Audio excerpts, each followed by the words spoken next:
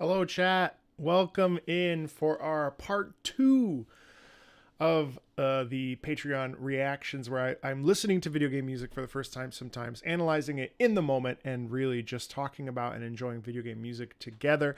I am Marco Meatball. You know that because you do. If you don't, hello. I am really excited to get into this, and we're going to be talking about a lot of music today. We have a big list that is available for me and for the patrons. If you would like to be a part of this, this is the one of three Patreon live streams, both public and private, that I do with the patrons. Feel free to check out that over on patreon.com/Marco Meatball. Yeah, let's get started, shall we? All right, today looks like we have a bunch of stuff. So we're picking up where we left off last time, and the first thing we're going to pick up with today is, looks like we're going to go into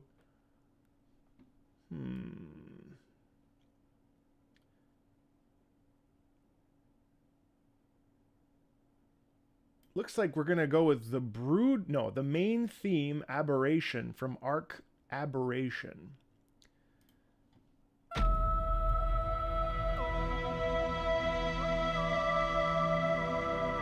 Really nice chant over top already.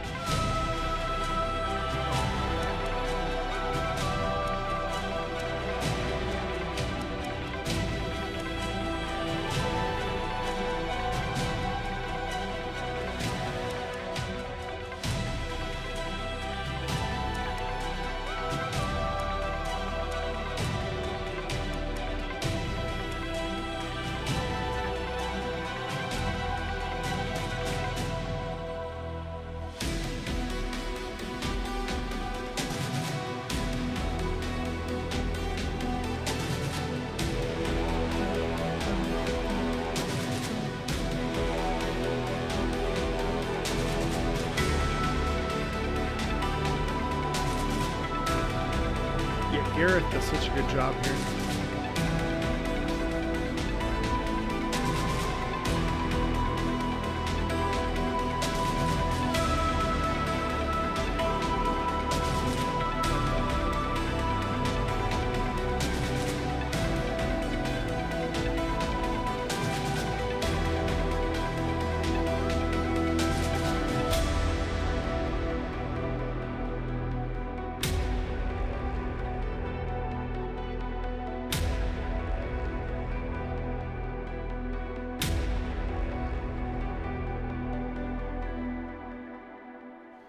Nice.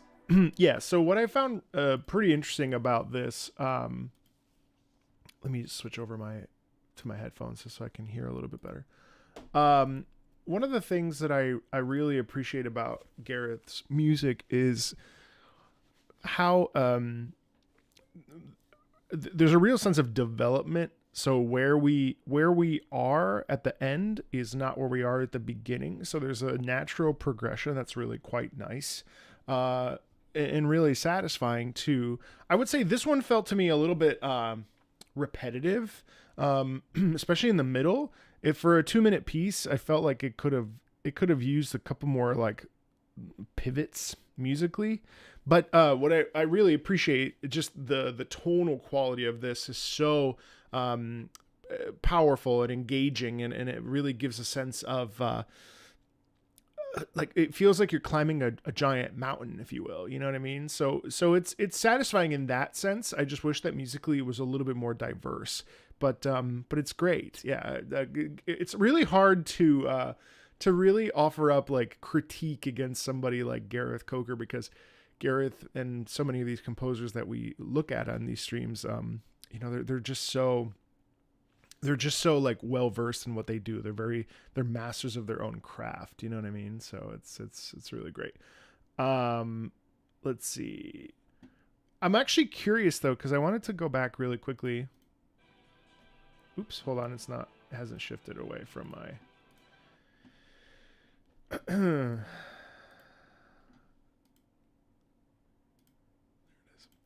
Honestly, I'm not really sure that as I continue to evolve the channel and programming and stuff, I'm not really sure that critique is really going to be the way I go. I think if I really dislike something, I think I'm going to like announce that. But in terms of like finding things, so this is really interesting. Part of what these streams are all about is sort of talking with you as well. And the patrons know that on the private stream, we spend the first like 20 minutes having an investor update of an investor call.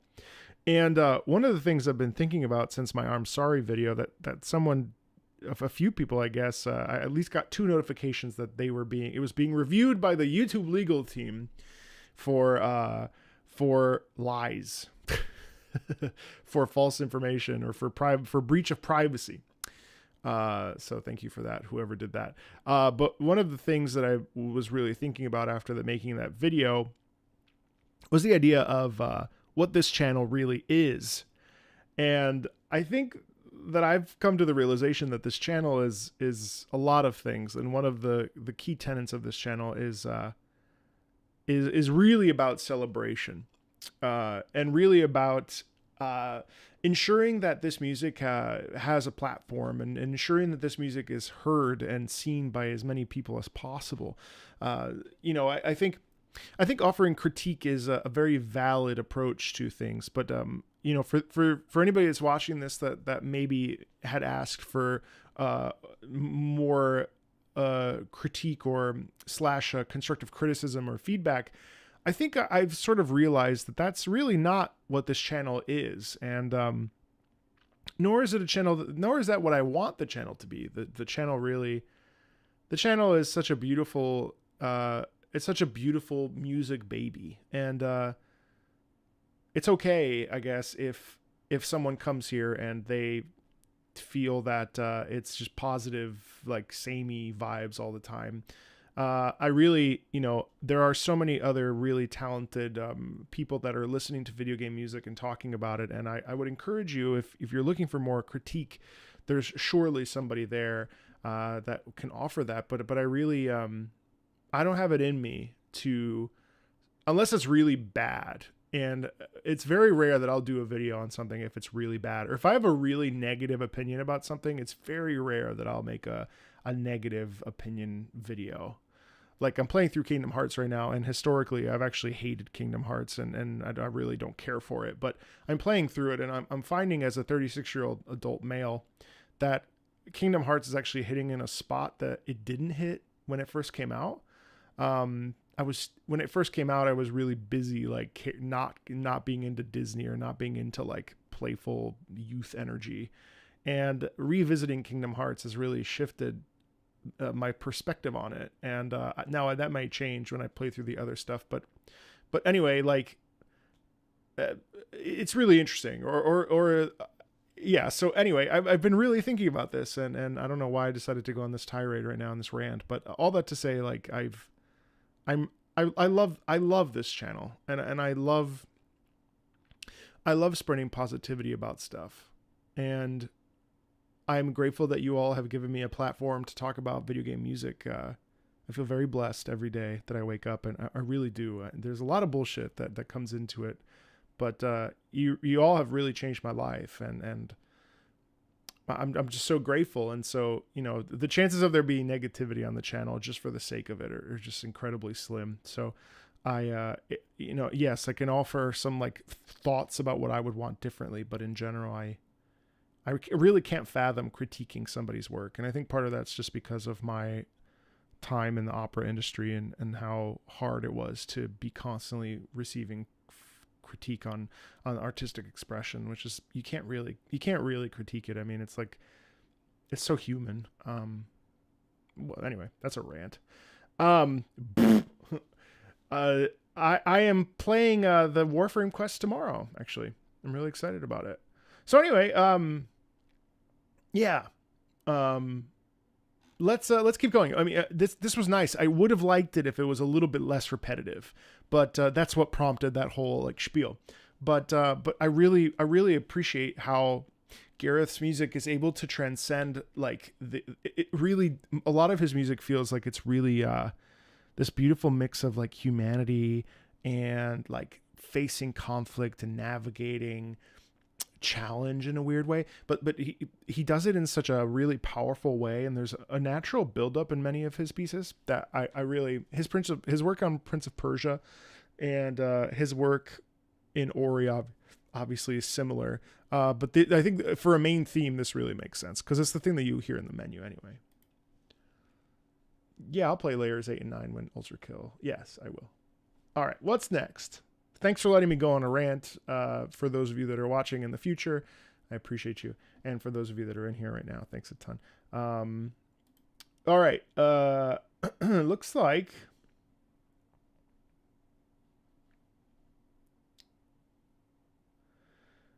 epitomizes Lisa, the most wacky tune imaginable in a bleak but silly wasteland. No, I'm sorry. Soup's on, baby. Gary the Hot Soup. 666 Kill Chop Deluxe. Lisa the Joyful.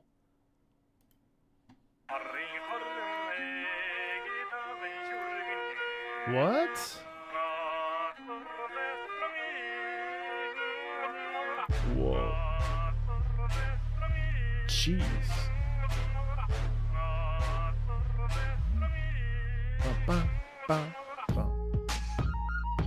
Oh, I fucking love that. Holy shit.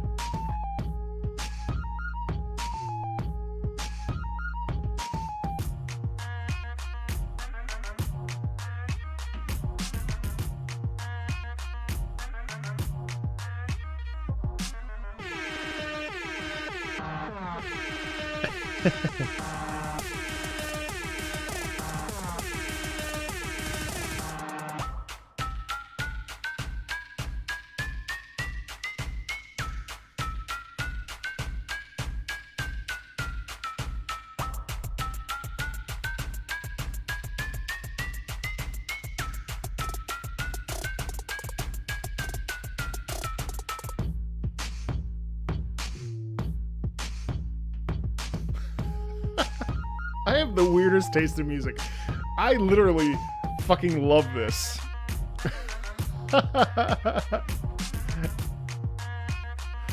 Why the fuck do I love this so much? This is fantastic. I would play this for somebody who's never heard video game music before and be like, this is what we're capable of. Fucking nuts.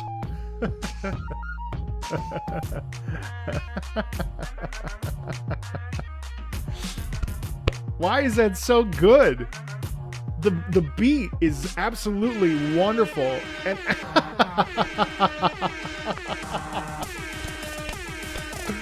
oh my god, it's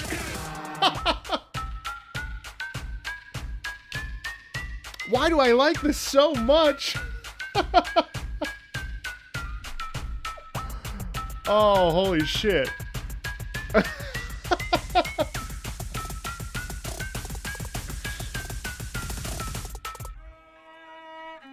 Like, that would be... Oh, wait, let me finish it. What is that? It sounds like a... It almost sounds like a hurdy-gurdy, but it's not. Wait, where'd my camera go? Oh, did my camera die?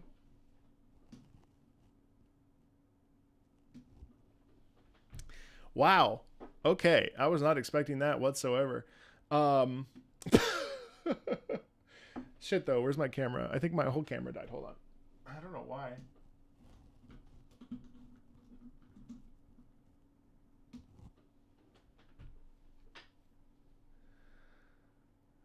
Well, that's not good.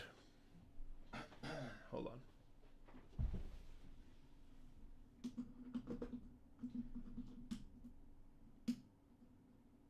Okay.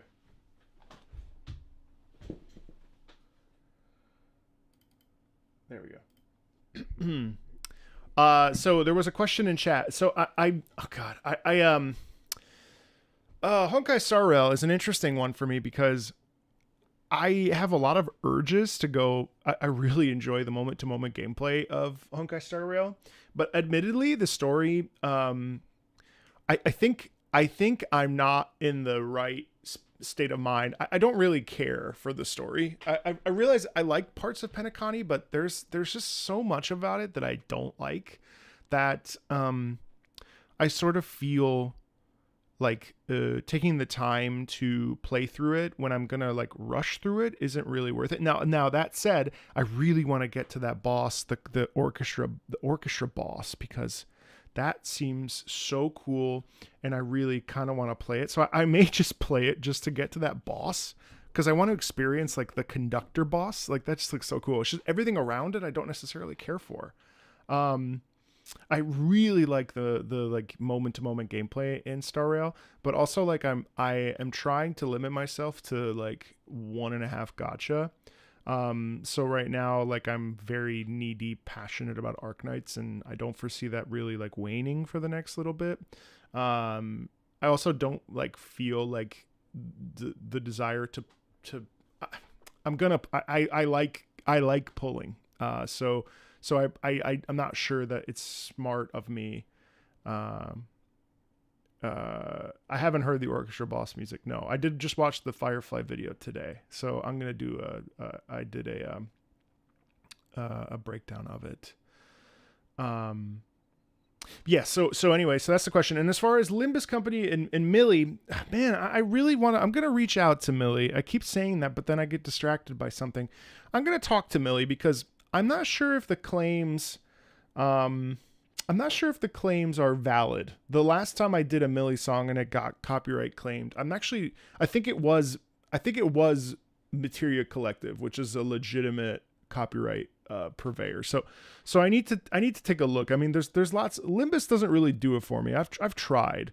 But maybe it will require me sitting down and listening. I mean, I'm really evolving the channel behind the scenes here. So some reactions still, but really a lot of it is much more of like I would like to offer more substance than that, like a bit of a deeper analysis and stuff, and really experiencing the musical experience. So I don't know. I love Ender Lilies. I burn out on I'm sorry, we'll get back to music here in a second. I burn out on Metroidvanias really easily, and Ender Lilies is sort of falling prey to that burnout phase that I experience with most Metroidvanias. They're just not my speed, but I genuinely have enjoyed immensely the music of Ender Lilies. It's like beautiful, really beautiful, and really similar to just it's a really nice musical landscape, and something I think really unique. And in fact, I think Ender Lilies might have my favorite in terms of like structurally, musically. I think it's the most, I want to say, pure music I've listened to. It's just so, God, that one theme that plays when it's raining.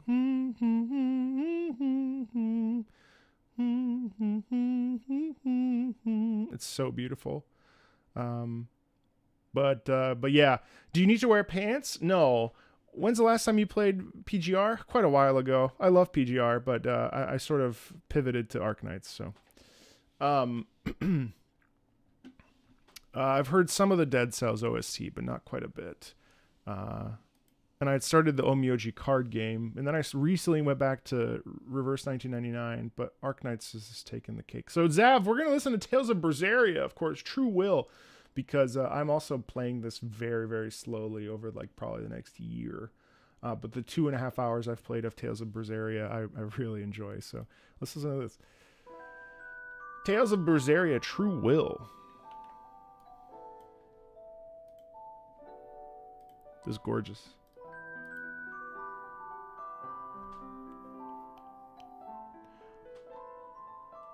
Rumeria albums are going to be an individual video. I'm hoping to release those next week.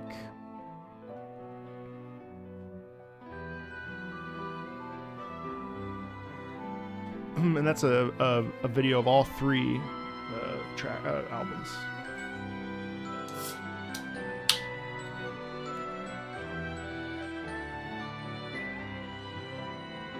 She yeah.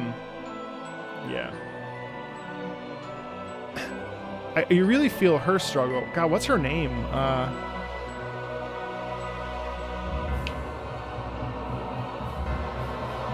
Velvet.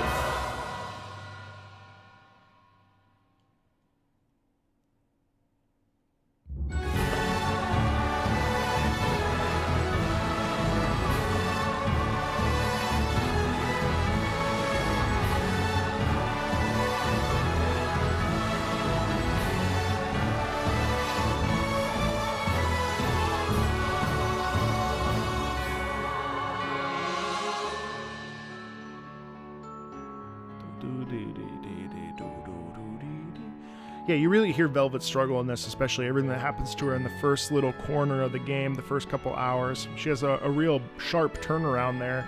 She really becomes a different version of herself in many ways. And I think this is really...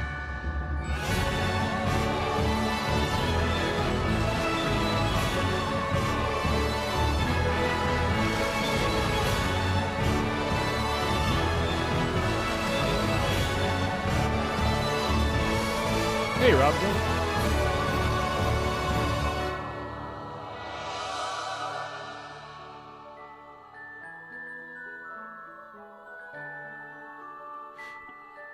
The tempo is not everywhere, but there's some like meter things that are really interesting in this that are sort of confusing because it feels like it feels like it gets ahead of itself and slows down at the same time, which is really interesting. Yeah, it's right there. Tales of Berseria, True Will. I'll just I'll periodically move the mic.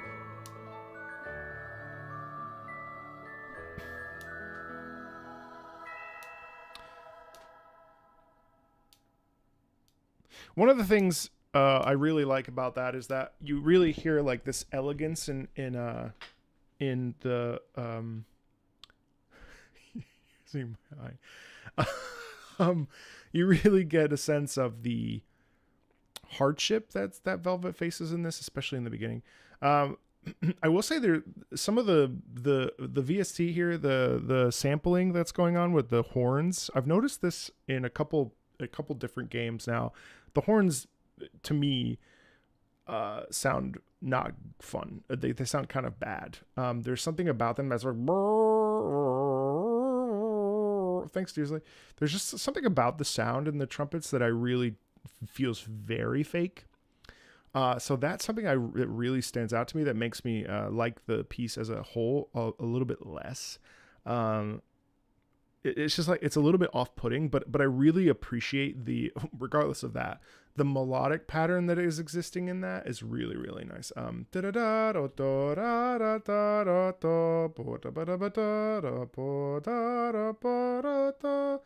also the willingness to have this big gap of time where you're just like empty space. It's really, really audacious. And in fact, it was such a long pause that it almost made me feel like the song wasn't, it was like broken or something. It's like, anyway, so I mean, it's really interesting. I really like the use of the strings in the first half. And then I bet you this is one where in context, this would be absolutely wild. I really like Velvet as a character. I think she's really interesting, and Tales of Berseria plays really well in 2024. If you haven't played the Tales series, Berseria is probably a very good place to start, if or Arise, I guess. But I hear Berseria is by far the one of the best. So yeah, so that's that. Thank you, Zev. So next up is Old North Eagle. Let's see. Metro Exodus, nice. Let's do Dawn of Hope. I think we've listened to this before, but I really love the soundtrack to Metro Exodus, and it's a game I really have enjoyed. I think we listened to it in a private stream, maybe?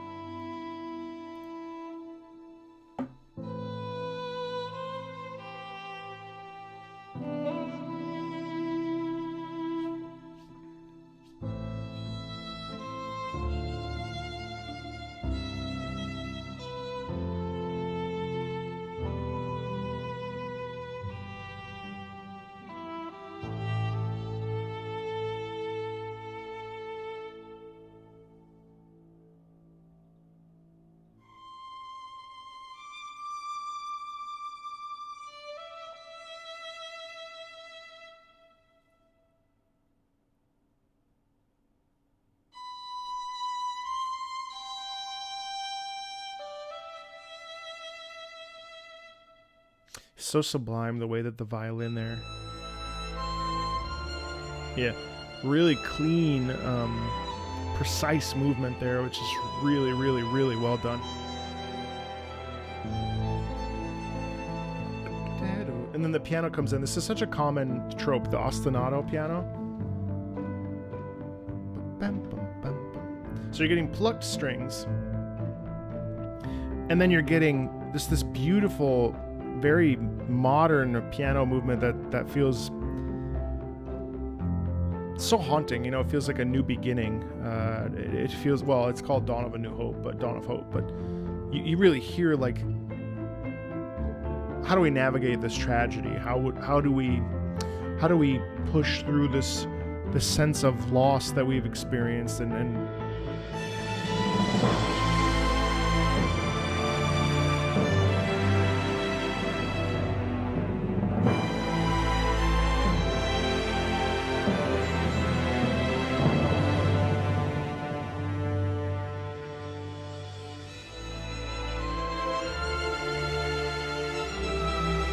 nice trill. The trill's superhuman feeling.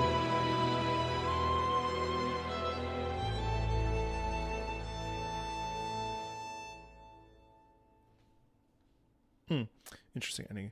Yeah, I mean, it's a beautiful piece. It's a beautiful piece. Again, I think it struggles a little bit with some of the sampling that I mentioned in the Sakuraba piece right before.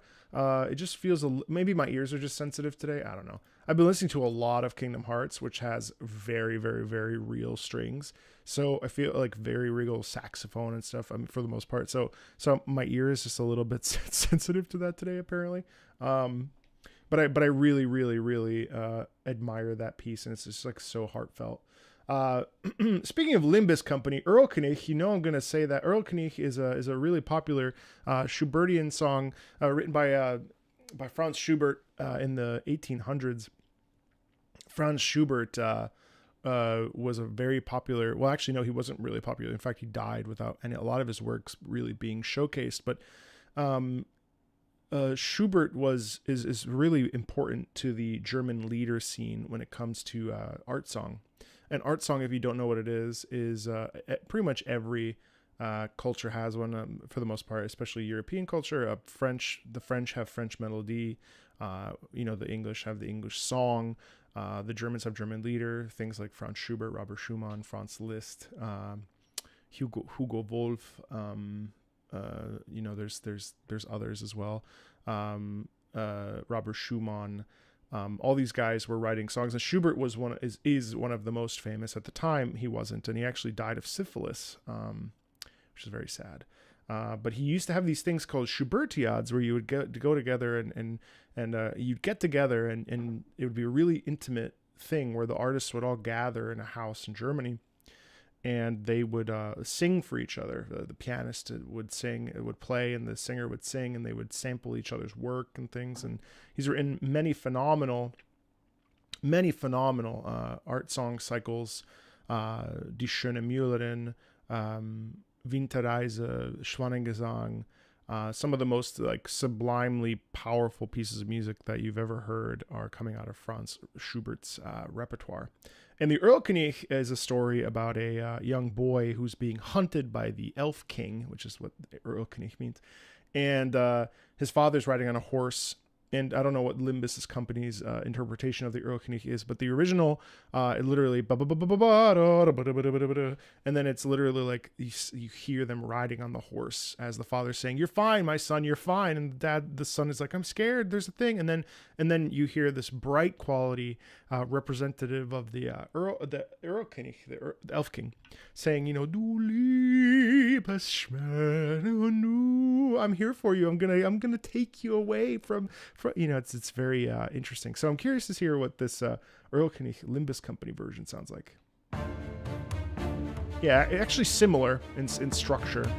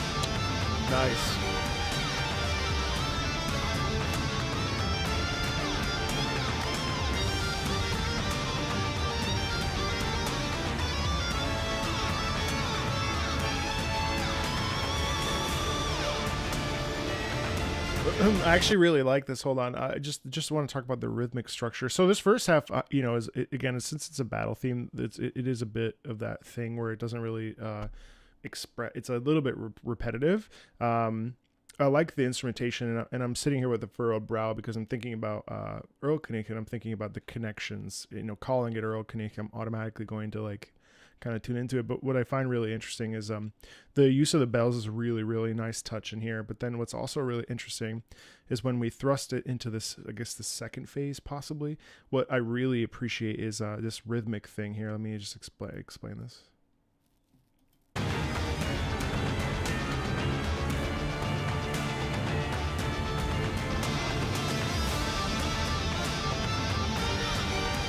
Yeah, right there. That's a really nice, it's pretty simple, but it's a really, really, really nice rhythmic forward propulsion with a nice cha-da, right? So that's really, really fun. It's very subtle because it's like inside of the like layering of the piece, but this is really cool.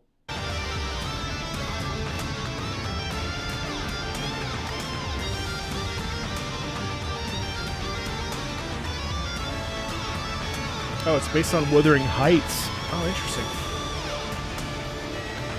I also like how we slide off of that electric guitar. The organ here is really present, obviously.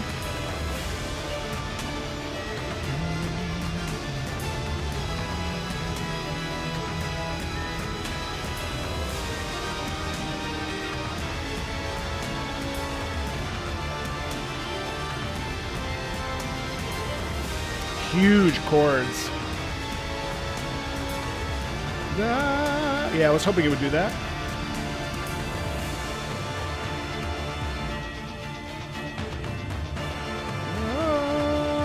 Huge chords here. Like, we're talking like just big fat block chords.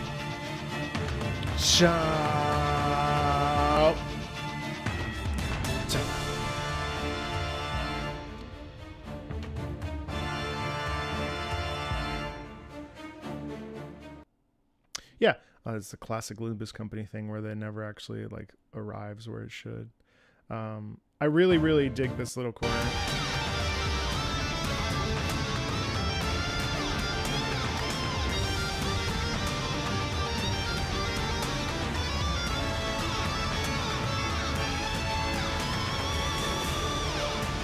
Yeah, I really love that. I think that this is probably honestly a minute 20. It's a funny thing, you know, because when we're singing, when we're auditioning for opera companies and stuff, one of the things that I really what's really difficult is that you show up and let's say you're a tenor and you're singing something like Che gelida manina. There's a high C that, you know, La Speranza.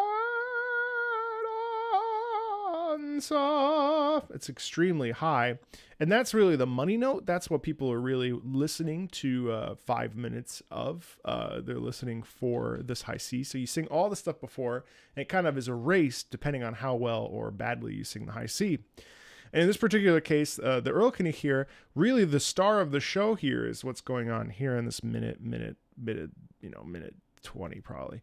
You know, this the 30-second little thing, and around it, I would say it's a nice piece for the battle process, I'm sure. But listening to it like this, I'm not sure that it necessarily stands out on its own. But this middle section is really, really, really, really beautiful. So I really appreciate this little corner, and I like how we get that intensity. And then I do like over here how we also get this sustained feeling with the organ. So really it's the back half, which makes sense because if you look, this is the most replayed part. The back half is the most interesting part compared to the first half, and I would have to agree with that statement. It's cool. It's cool. All right. Next. Witch Hunt Protocol from Heretic Squad by Shaq Fu, from a soundtrack that I commissioned for a game that I'm making in Roblox. Thought it'd be fun to see you listen to it. Well, I hope I don't disappoint. This is from a Roblox game. Witch Hunt Protocol. All right, let's listen.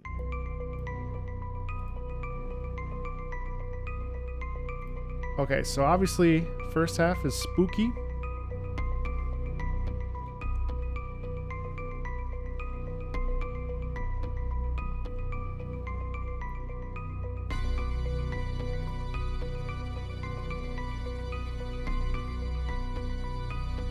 All right, we have repetitive motion there.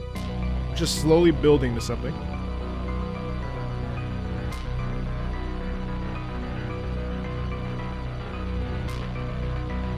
It's still ramping up. I'll be really curious to see where this goes. Swell into...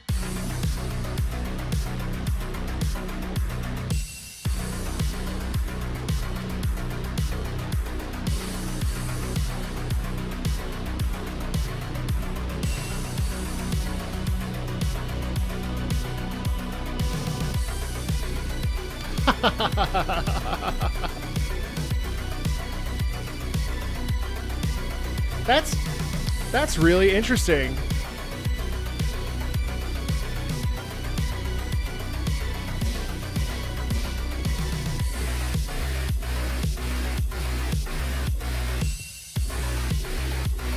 Oh, that's a nice little touch.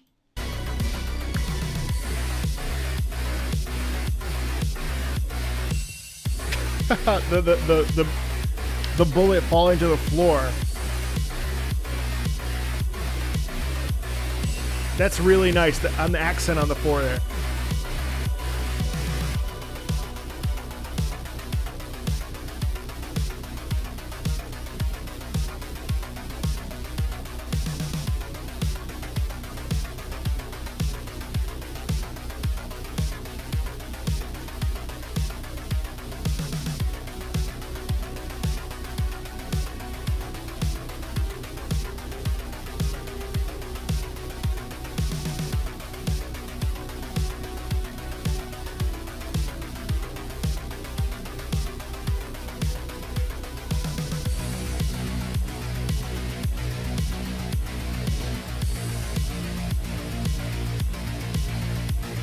RoboQuest. That's the rhythm EDM shooter, right?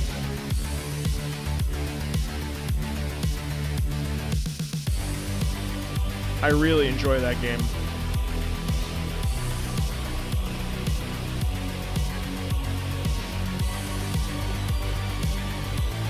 Yeah, I really like it as well.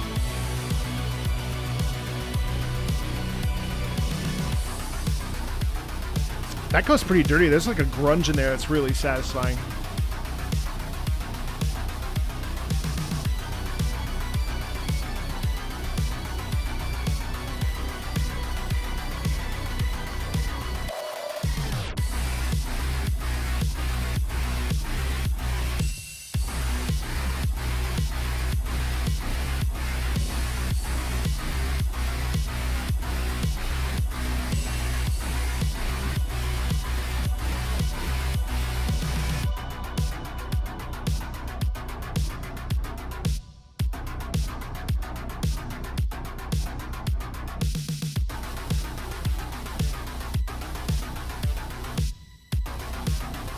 I like the isolated instrumentation here.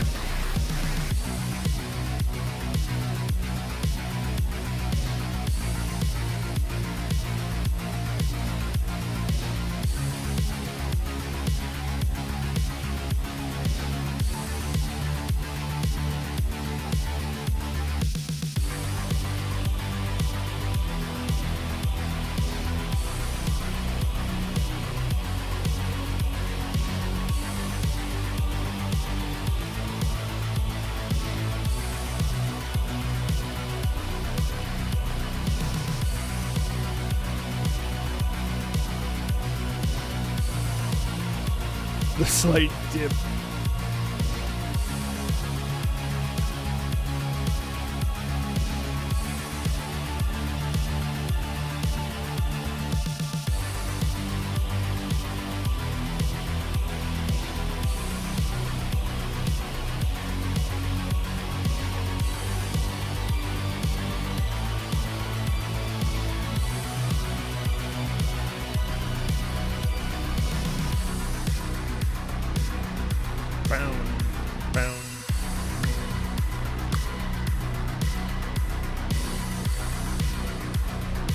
First of all, really smart there to Shaq Fu to use the platform to showcase your game. I will not hate the player. nor will I hate the game. I think that's a very smart idea, and I'm very happy to in that case. Thank you for dropping that in there. Yeah, I mean, there's a lot to like in here. It was certainly the rhythmic pattern is really satisfying, I'd say, and also what I really like is. I think this obviously is going to work in game way better than out of context like this. I mean, in a vacuum, it's a little repetitive, but like in terms of gameplay, I think there's real like high octane, high adrenaline, high satisfaction level. Like this is a really good track to like work out at the gym with. But especially, I really do some of the little details here. I do wish that there was maybe a little bit more nuance or a little bit more like if we just like more structural change that occurred every once in a while, because for 5 minutes we get this sort of very similar, but I can't even say that that's accurate, because when we are talking about gameplay, we need the gameplay to accompany, we need the music to accompany the gameplay. And so we need that constant fuel. And it does get us, especially if this looks like a shooter, it looks like a side scrolling roguelike based on what I saw in the description. So like having this constant movement of the same rhythmic pattern is actually going to be really helpful for us as listeners and as players to hone in on the goal. So in that particular case, I think it's totally satisfying and really good. I really like the little touch here with the fourth beat basically dropping the ding, dropping the bullet, and also the first half is really nice too. So I mean, yeah, that's great. Thank you for sharing. Thank you for sharing. Okay. Next up we have. Ooh, wow. These are some choices. Oh my God, the anime tomato. Oh, shoot. I don't know. Oh, man. It's Dying Light 2, Shin Megami Tensei 3, and Guilty Gear Strive. I'm going to go with Forced Battle from Shin Megami Tensei 3 because I'm currently attempting to play through Shin Megami Tensei 4. There is hope. Ups and downs will come on the channel separately, so don't stress that. They're Forced Battle from Shin Megami Tensei 3, and you wrote song that plays during the intro of the game. No. This song plays during Forced Battles. A little trivia about this song, that there has been multiple debates on the actual name being Forced Battle or Fierce Battle. There's also been debates about the lyrics of the songs. Well, how exciting for me.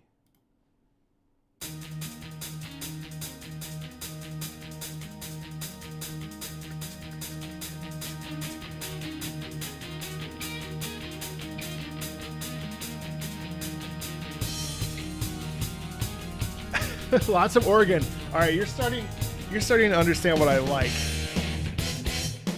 Bam. Bam, bam. Love that. That's how we do a long, short. Short.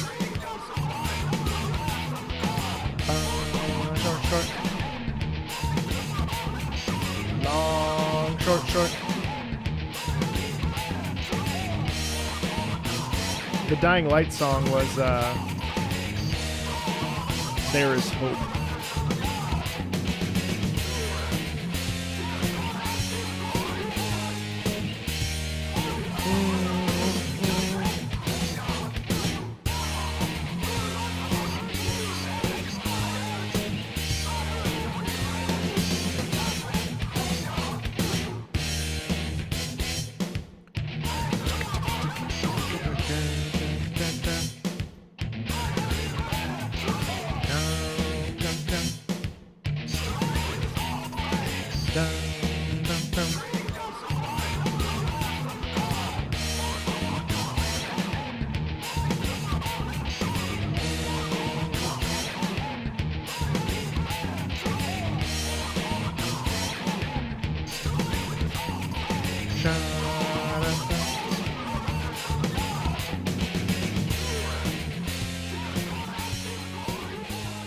Nice. Friday is the release of Shadow of the Erdtree, which is getting rave reviews. So that's why Official Respectful Social Gamer asked if we were excited for Friday. I am, but I'm going to wait probably a month. So I'm going to be doing a lot of reactions to all the music, at least 10 new bosses apparently. Next week, into next week, it will basically be all the time. So Shin Megami Tensei is a really interesting. Shin Megami is a really, really interesting. I'm not sure that I'll stick with 5. Not because I dislike it, but because I just like. So right now, concurrently, I was attempting to play Kingdom Hearts, Shin Megami Tensei 5, and Monster Hunter Stories, the first. And what I like about Shin Megami Tensei, is none of the social link stuff that's in Persona. Is really great. Like, I really like that so far. I like the whole like embodying. I really like the religious undertones of Shin Megami Tensei. Actually, that's probably my favorite part. Really, really my favorite part. It's so cool. I love the biblical undertones of Shin Megami Tensei. It may just not be my cup of tea, but what's keeping me going is the music, because each time I pop it in there, it's like shockingly good. And I do like talking with my monsters and stuff. But yeah, it's really interesting so far, and I'm gonna keep pushing because I know that it's like a good game. I just need to like. But Kingdom Hearts, the swan song of Kingdom Hearts, and I think isn't it Yoko Shimomura? I cannot stop myself. And Monster Hunter Stories I will play because it's like a very peaceful game that really doesn't require a lot of commitment. So, but yeah, SMT5 has some really interesting music. It's basically avant-garde, which is crazy. So this was really cool. I really enjoyed this. I think the power comes in the short rhythms, long, short. That's such a common thing. What alignment am I going for? What does that mean? Does that mean like strength build versus whatever? I think right now I'm kind of doing everything. I should probably pick one. Am I gonna play the other ones as well for Kingdom Hearts? I don't know. That's a really good question. Order of well, I guess I have no idea. Law, I guess. I'm doing the vengeance path. I'm picking all the top ones, so probably Law. I'm not playing the new Star Rail update, but I will have a video of Firefly's character demo for you. So I think Law is the one I'm going for without even realizing it, because I'm picking all the top choices, if that makes sense. All right, let's see what's next. Manuel, you are giving me... These are video games? I gotta check with you, Manuel. Hold on. Dandara? What's that? Oh, there's gameplay, so that's good. Oh, Dandara. Okay, I know what that is. Hold on. Enigma of Fear. I swear, you and Ivy are two peas in a pod, just giving me games that I've literally never heard of. And I feel like I have a really good pulse on the game industry. And you're over here like, here, try this. All right, let's do Dandara. Weight of a Change from Dandara.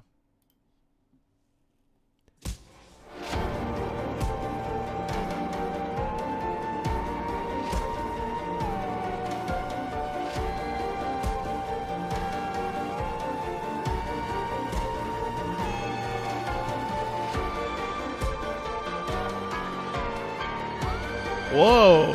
Shun.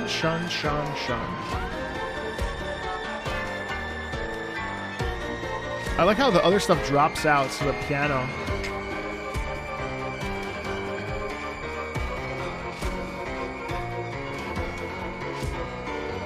Oh man, it's mixed meter. That's very oppressive. The piano is all just chords.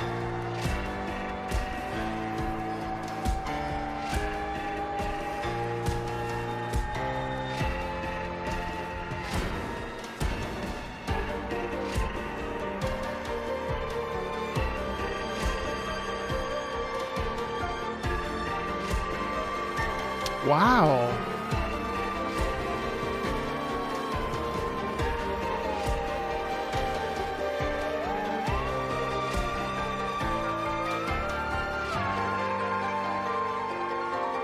That's incredible piano playing. If that's a pianist, that's impressive.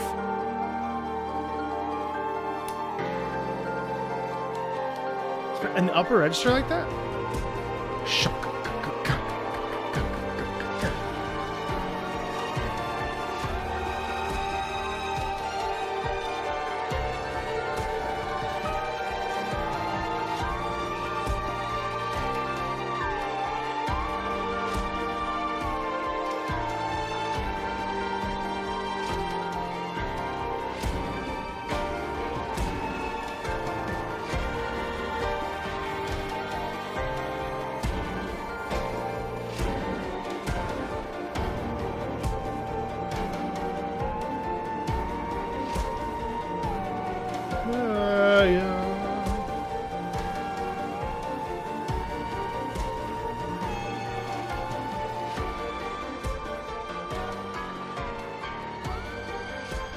Bing bong, bing bong.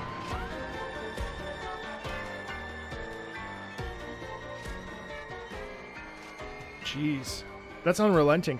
So you never get a break from this. One of the comments that's here says this is a great theme to invoke the feeling of overcoming. You're unsure if you can do it. It's very stressful and the difficulty is brutal, but it's incredibly rewarding to finish. And one of the things that's really interesting about this is one of the ways that that's evoked is through the piano's sort of non-tonal chordal structure, in the sense that like we're playing big block chords, but those block, and by block chords I mean well, let me explain it to you. But essentially, block chords are chords voicing built directly below the melody, either on strong beats or to create a 4-part harmonized melody in locked hands.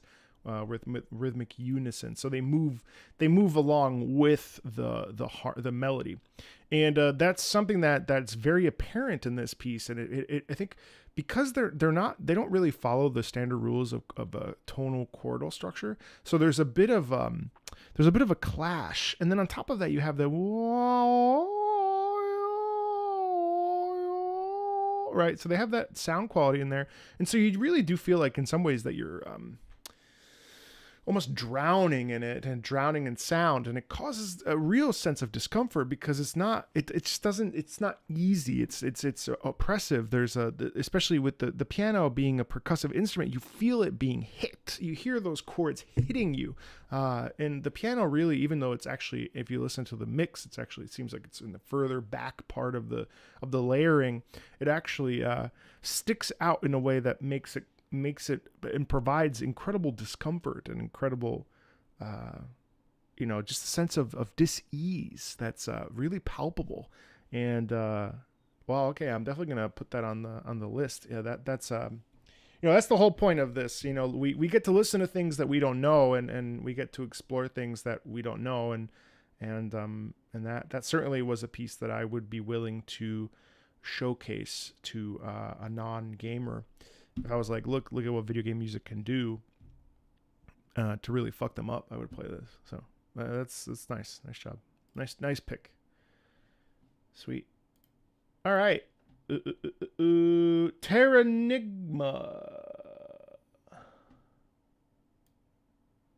Red Car. One of the greatest themes of the SNES generation. I'll be the judge of that. The beginning of a lonely journey filled with regret. Underworld from Terranigma. Terranigma.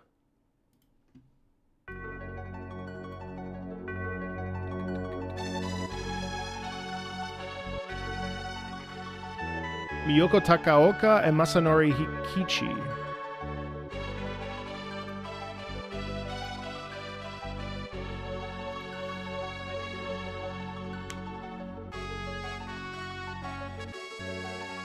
Nice.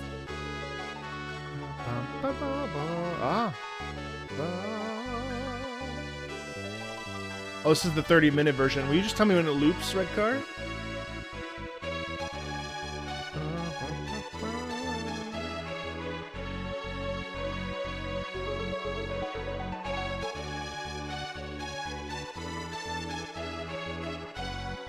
Feels like the hero's journey, doesn't it? You still get the cascading thing that you hear in like later Final Fantasies, which is interesting. Okay.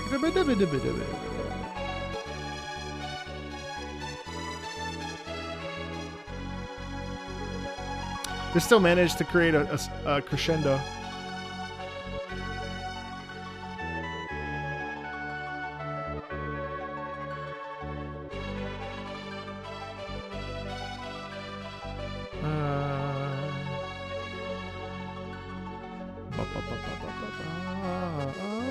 Okay, it's looped, but we'll listen one more past. Whoa, hold on. Listen to this back horn. That's so interesting. Listen to this. Listen to the way that see if you can isolate the horns with me here. This is pretty cool. So you get the harp, right? Whatever, and then the strings. Yeah.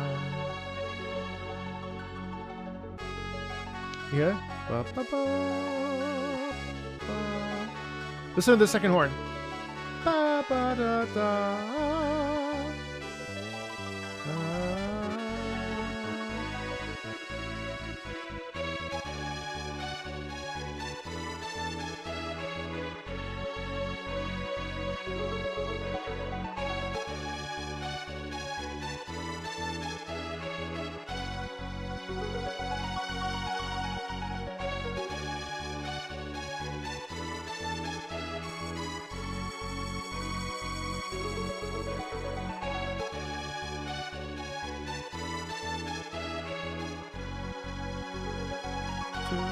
Natural resolution.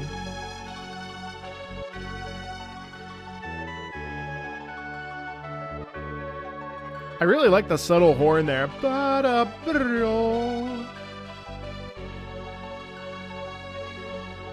actually caught me by surprise. I didn't think I would want to listen to that 3 times, but that's actually really, really, really. I think it's very powerful. So wait, so let me just understand this. So this is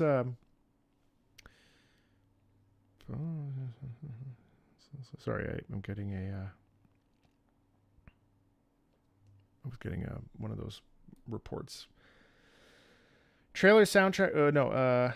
One of the greatest themes of the SNES generation. The beginning of a lonely journey filled with regret. It's interesting though because the sensation around it is full of triumph, isn't it? I guess there is a somber sound quality in there for sure. I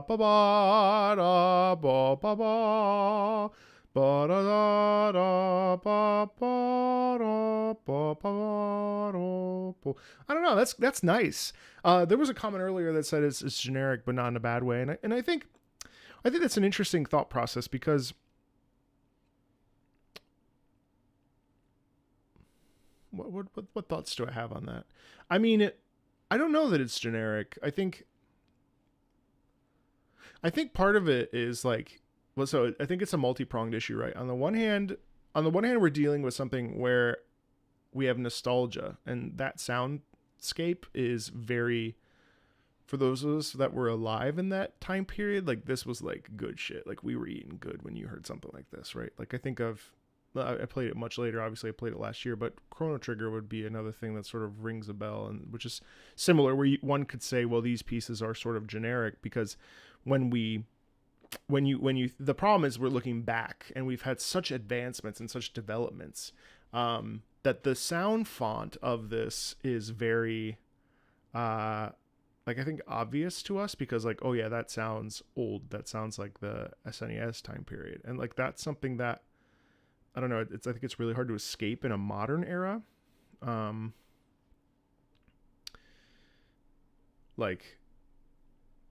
It's pretty interesting. I mean, I'm not saying that it's necessarily not generic, but I'm hearing like if we isolate the horns, we isolate the string, and you have the harp. Like, yeah, now. Nearly 25 years. No, wait, way longer than that. 35? 30. God, how many years? Oh my God, whatever. 1995. Now we have so many advancements in like the Final Fantasy theme, sort of like, it's like, this thing happened with Puccini where he was writing an opera called La Boheme, which is one of his most famous works on the whole planet. And right before him, his compatriot, his friend, wrote, Leoncavallo wrote another version called La Boheme. So they both wrote La Boheme. And Leoncavallo's La Boheme is not bad, but Leoncavallo's La Boheme was written in the style that Leoncavallo writes. So, but because Puccini's La Boheme took over and became so popular and so successful,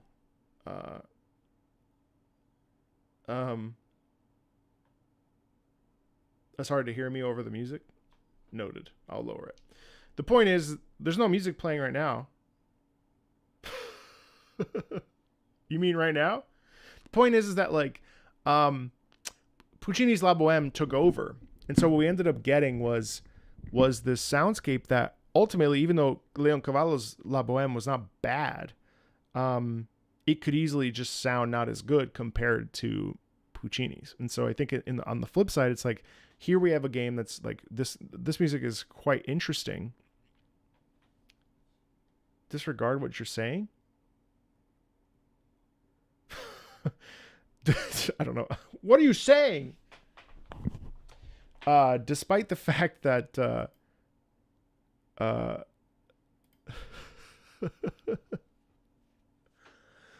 point is that like, so I think getting distracted. Point of what I'm saying is that this is not necessarily, it's not necessarily generic, but I could see why one would feel that it is generic. So that's something really interesting. Just because things have come after, where does this leave this like goody piece that wasn't around in 1995? You know what I mean? Like, I think when you think of Final Fantasy, when you think of Chrono Trigger, when you think of all that stuff that came after, I think the soundscape, they sort of changed the way that things sound. I don't know. It's really interesting. Yes, the Warframe quest came out, and we're going to do it tomorrow, as well as the Fashion Frame. But this was really nice to listen to, Redcar. Thank you. I never heard Terra Enigma before, and it was a really intriguing piece of music that I discovered. It does feel like a hero's journey, kind of, doesn't it? Like, I really think of the idea of like trudging through mud, or like trying to, move through something. It's neat. Thank you for sharing. All right, what's up next? Let's see.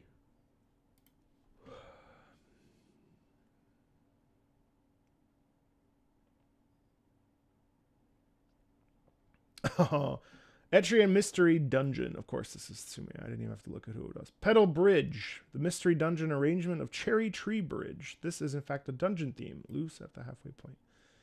Alrighty. Yeah, fuck yeah. This sounds like an Italian song.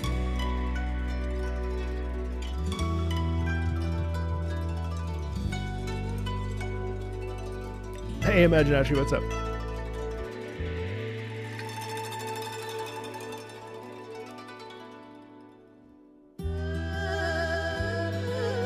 Is that double Arhu? Jesus.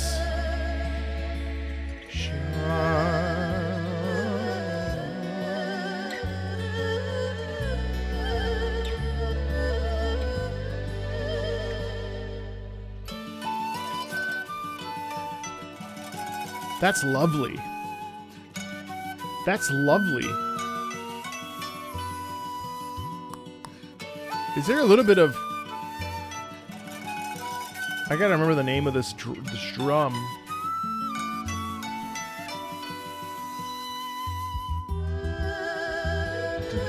Electric guitar?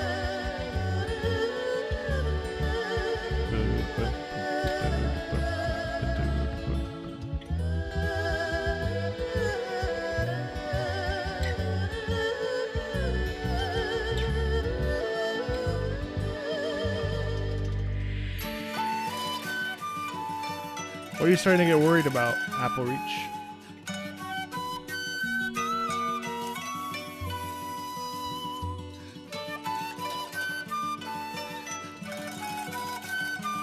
The Udu, yeah.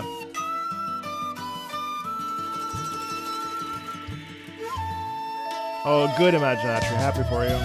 Oh!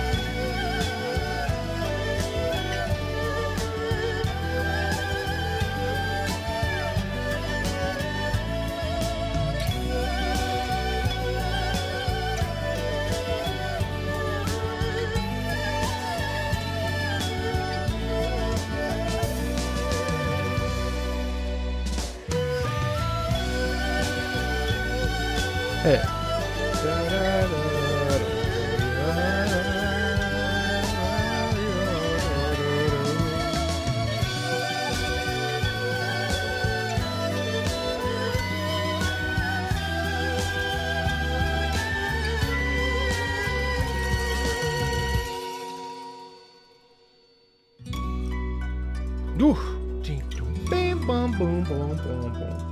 This is very good.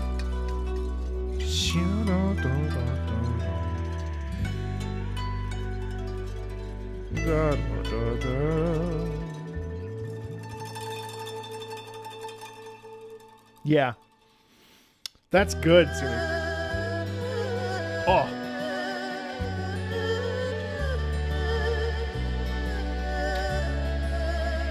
It's so expressive. I mean, God, that scratched my brain in all the right places. That made me feel like a warm hug. I would listen to that while writing. Like that. That's a really good script writing piece of music. That's beautiful.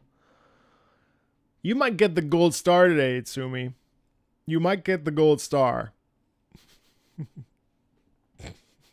All of you are getting a gold star, don't worry.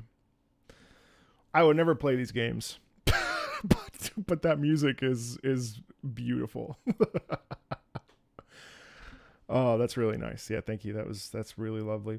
Otaku de Carnitas, by the way. I'm so sorry, but I gotta figure out which one. Hold up. Whose birthday was it? Otaku de Carnitas? Or yeah.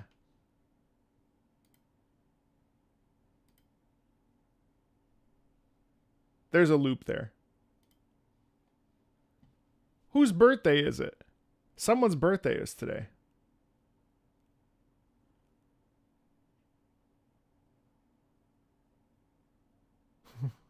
Davey. Yeah, I know. Otaku? Otaku may not be here, but. Happy birthday to you. Happy birthday to you. Happy birthday, dear Otaku de Carnitas. Happy birthday to you.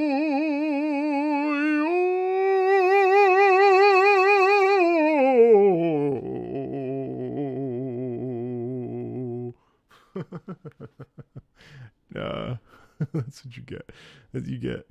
You get no warm up, 6 hours of sleep, Marco. Using my opera chops for good. All right, so let me just do something really quick. Redcar, if you see highlighted in yellow, it's because I'm wanting to do something with it eventually, or never. But point is, just don't just leave the yellow. Leave the yellow. Okay. I have to pick the song. Shin Megami Tensei 4. Yeah. Battle B2 boss battle theme. Why not? It's a Shin Megami Sensei day. Boss battle track for a lot of enemies in the game, combining modern drum and bass with its synth and drum samples with heavy metal and grungy guitars is meant to intimidate you, but to me it gives me PTSD because Walter keeps casting fire on the boss that's immune to fire. Don't you love that?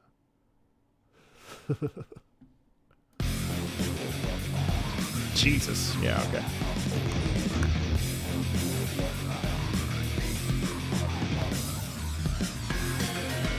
Whoa.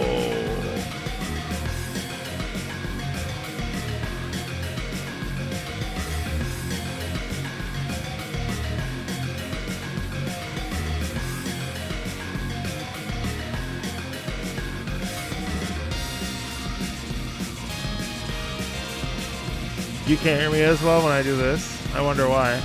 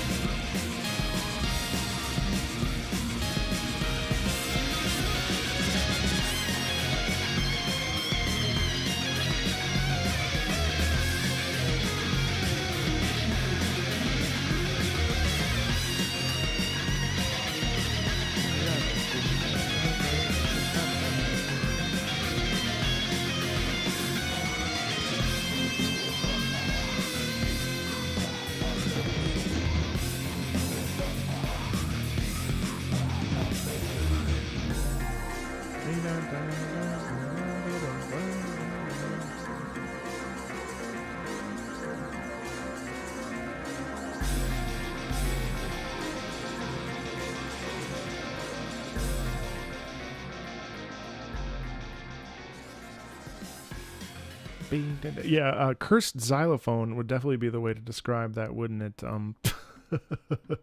That's very intense. And one of the things that I really appreciate about Shin Megami Tensei is the fact that it is not afraid to... Why don't we refresh and see what else is coming up on my suggested?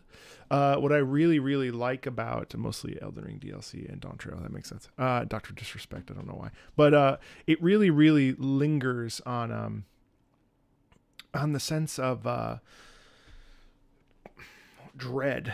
I really do feel like there was a Reddit post where someone was like, Marco hasn't really shared any music that's really avant-garde with some modern day opera people or classical musicians, and part of me was like, well, that's because I just haven't found any. But I really think that Shin Megami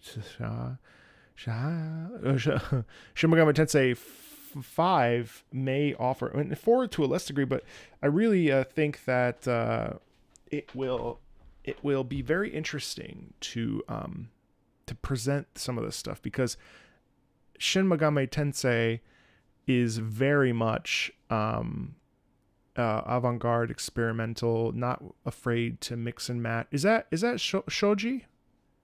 Because obviously I've heard the metaphor Refantazio stuff, so but it's pretty cool. It's pretty interesting. So yeah, I'm really impressed by it, musically especially. We'll see if I ever end up finishing the game, but musically, it's gorgeous.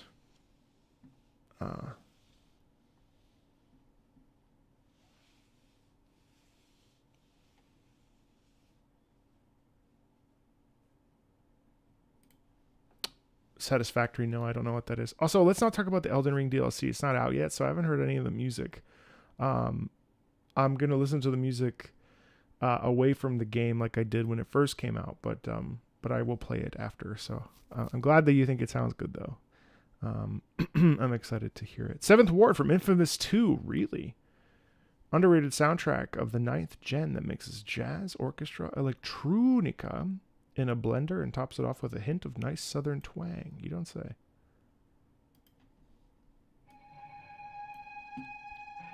Infamous 2. I haven't thought about Infamous 2 in years.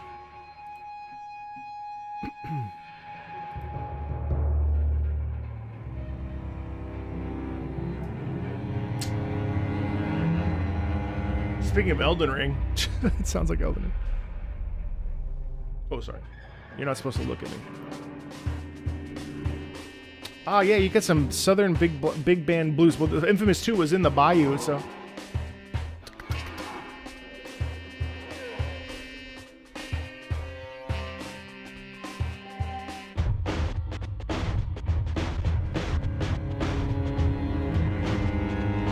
Man, the crunch there in the violin and the cellos.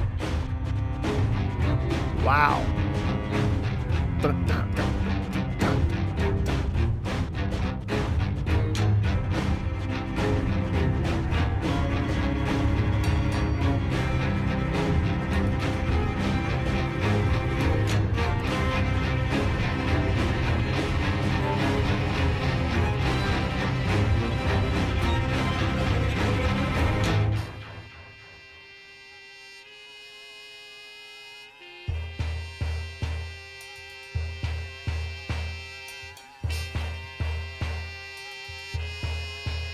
Hey, Richie. Yeah, I just finished editing that. Should be up later today.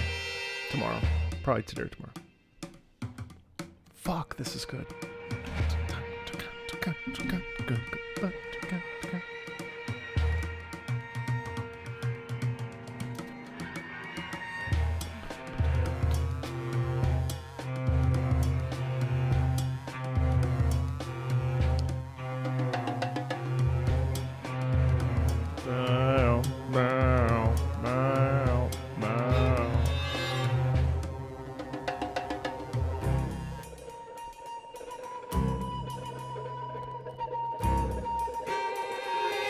Oof.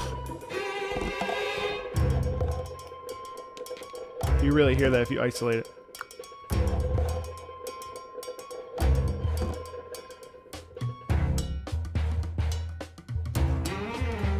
Ooh.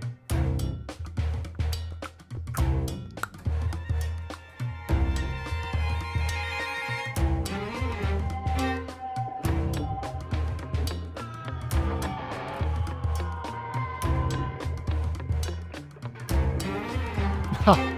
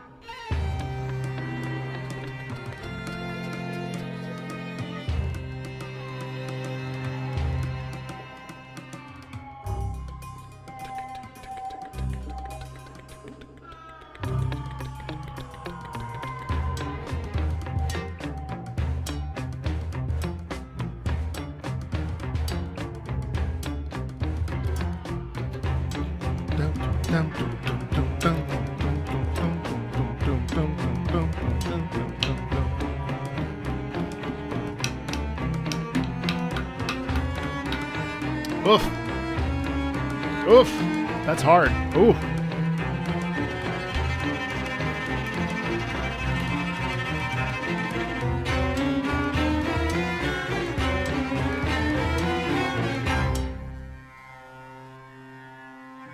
Sounds like a mosquito buzzing. That's very interesting.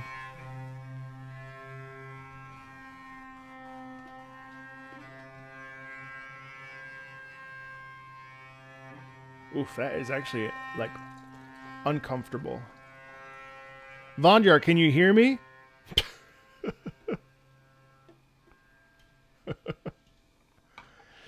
You know, so I like that, and I also didn't like it at the same time. Like, I appreciate the rhythmic intensity, especially in the middle section, but actually, it actually like kind of creeped up on me a little bit, and it made me a little bit uncomfortable. So like, I'm more of a melodic structural person, so for me, that was like really good ambient music, which is I think what the point of it was. It certainly takes place in the bayou in a swampy area, and there is, I mean, I have good memories of playing this game. I actually don't think it's generic. I think it's pretty diverse. Actually, it is all over the place though, and it doesn't really have like a it feels, you know what it feels like. It feels like random people talking, which I think is really nice. I think it's really cool that we're getting a soundscape that's based on like instruments, almost like it almost feels like a conversation back and forth. Oh, generic grunt, yes. So I think it's really interesting in that regard, because it really leaves you feeling like uncomfortable, and it leaves you feeling like, oh, this was a conversation between, you know, our character, the enemy, and so on and so forth. So there's a lot of back and forth, but it's also like it doesn't follow any like metric structures, so it's really free form, which also I think lends itself to the idea of just kind of being whatever. Like there's a real quality in it of just like almost like slam poetry, if that makes sense. You know how like slam poetry, like it follows a cadence, but it sort of deviates on its own, and it follows a rhythmic structure, but it doesn't at the same time. That was sort of the essence I got. It was really, really, really not cringy, but really like it felt cursed in a way. Like it was very, to speak the lingo of the children. It felt very like uncomfortable, and felt like we were really like sort of running around, having to turn a corner, having to turn another corner, like feeling like there was an oppressive quality about it. So, first time joining the stream, welcome in, Acerola. Bienvenuto. Yeah, I definitely sense that anxiety as well. So I thought that was a really interesting track. It's not my favorite track, and I liked it a lot because it was so uniquely, in a way, experimental. And it really felt like something that would be at home actually in a theater, which is really cool, because theaters, symphonies will do pieces like this that are slightly more challenging for the listener. But if they're telling a story, or if they're really interesting structurally, then they'll be played in the symphony hall. And in this particular case, it felt like it was very much like that. So it's cool. It's cool, but also I wouldn't listen to that for fun. Let's put it that way. Roosh. But I appreciate it very much all the same. Okay.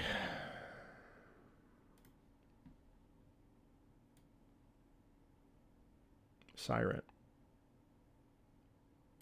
Well, you're feeling spicy. I'm going to do it, and we'll see where we land. Verdun Turf Town, Pokemon Alpha Sapphire, and Omega Ruby. Okay. Yes. Yes. Yeah. Yes. Inoffensive. Bright, sunny, joyful. A bustling town almost. It's a bit of a dance. I love the bass in there.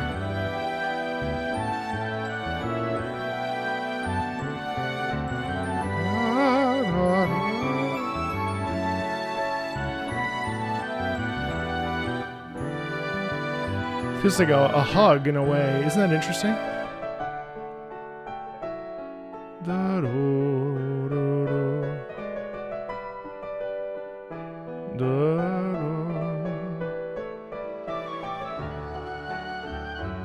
It's unclear to me what the policies are on Pokemon music, but I think I'm about to break them.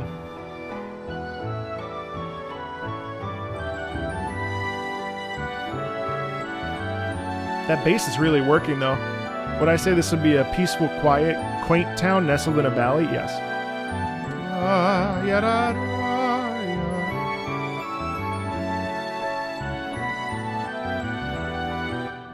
Oh, I love that. The nice lift. Cha cha.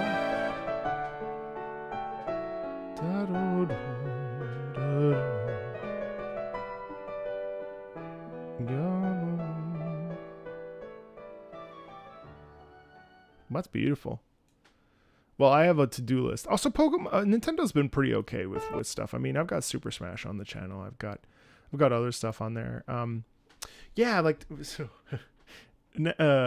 It's really, really lovely. I mean, it's just so effervescent, and it has a real sound quality of peacefulness and stuff. And Jesse's done a bunch. I guess I would have to see if there were copyright claims on him, but I mean, I guess we'll find out after this. So if there's no copyright claims on this, then I'll have that be my pass to just like dump into Pokemon and be called a sellout because it's time for Pokemon music on the channel. It's the only reason I've avoided it. Didn't want to get in trouble. But if there's no trouble, 13 Sentinels Aegis Rim. Which one? There's no commentary. You just want me to pick one. A Cruel Thesis. Wait, isn't that Neon Genesis Evangelion? Isn't that called Cruel Thesis? Okay. Fuck it. This has been on my forever to-do list.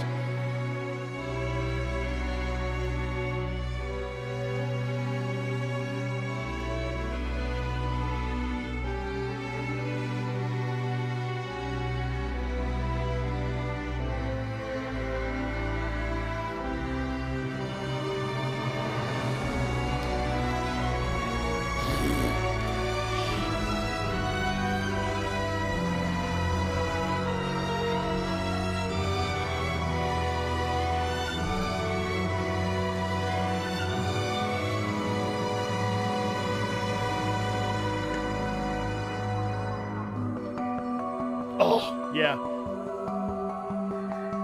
The child choir in the back. The child choir in the back. Yeah, we'll see what happens with this.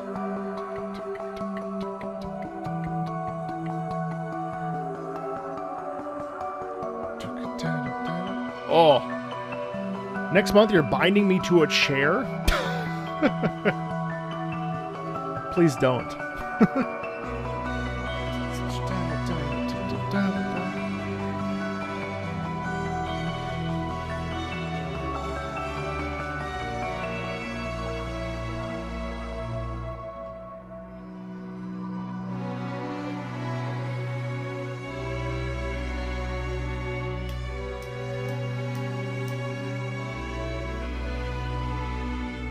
It's so heart-wrenching.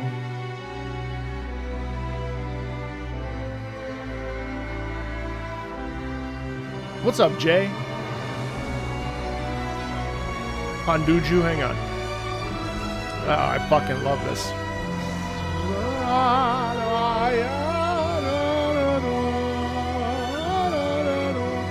That repeated pattern, man.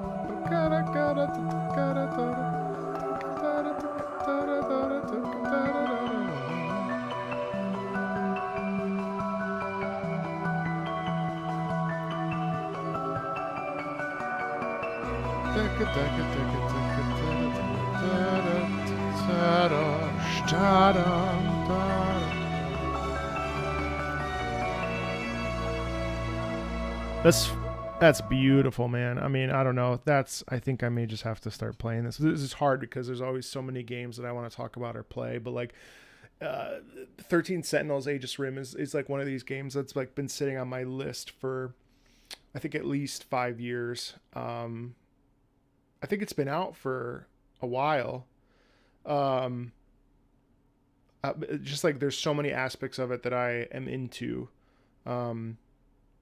I know there's like time travel elements in it. There's mecha elements in it, which I love mecha in terms of like gameplay stuff. So, there's definitely some Keiichi Okabe, Monaka vibes to that for sure, but it also breathes its own.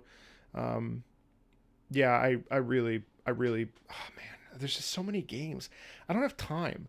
This is the thing. Either I sacrifice gameplay, or either I sacrifice working, or I just sit here and play games all day, which I don't have a problem with per se, because it is technically my job. But the real inherent issue comes from the fact that there's just not enough time, and there's like always something to do or something to play or like a video to be on top of or catch up with, and so on and so forth. So it's, although I think 13 Sentinels Aegis Rim would be one of those games where I think like if I really lock into it, like I think I will, it would be one of those games that I would happily make a video, like just for me, and however it performs, what would matter is that like I expressed myself about it, kind of like with Kingdom Hearts as my game plan with that. So just too much time.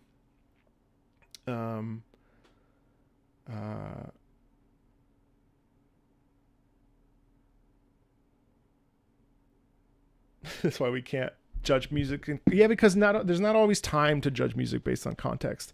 And to be fair, some games, the music of games requires context in order to maximally appreciate it, whereas others, you know, there isn't. I mean, you know, and plus, like, I can't stay in the house all day every day, so.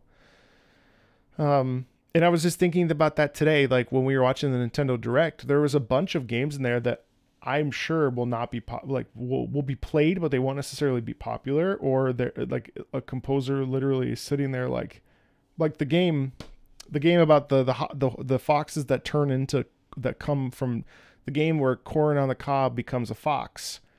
Like, that's going to be a niche market, and yet that music absolutely smacked. And like, you know what I mean? Like 34 hours is manageable. That's like probably a week if I play slowly, but a weekend if I really push through it, which I don't really like doing anymore. Someone asked, I think it was, do I ever get tired of listening to, it was,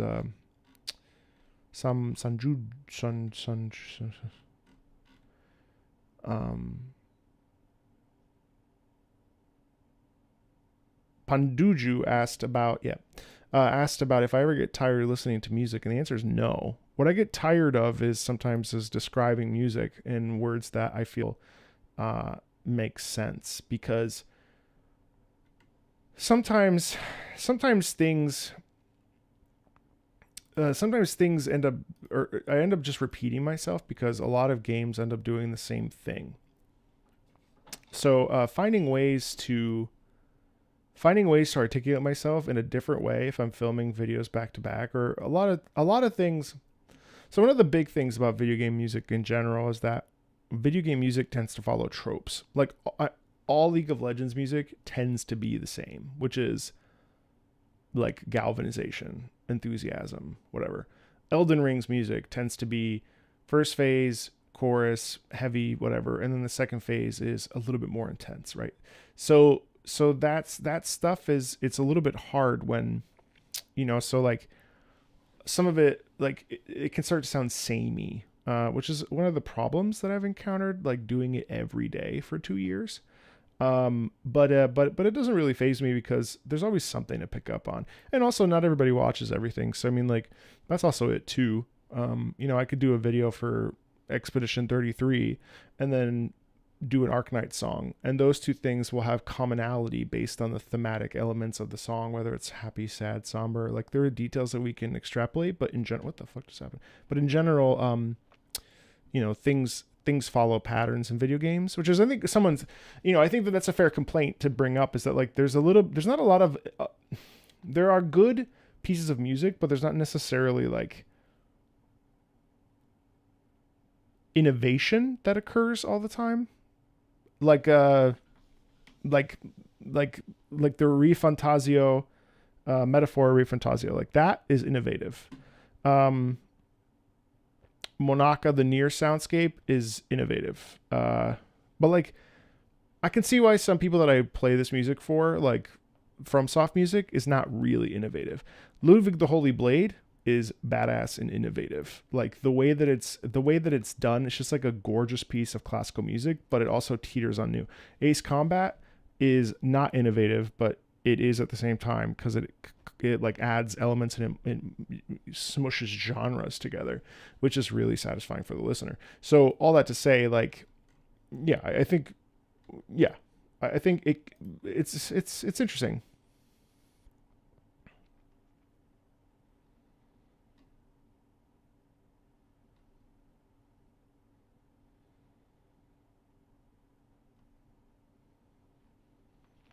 Yeah, Clown, I mean, that Lisa soundtrack is really, really interesting. What's the difference between normal music and video game music? I mean, other than the fact that video game music serves to tell a story, that's normal music too. You know what I mean? Like normal music. If you listen to country music, what's country music? Country music is telling a story. Now, the style is definitively country. In video games, what's really nice about video game music is that it doesn't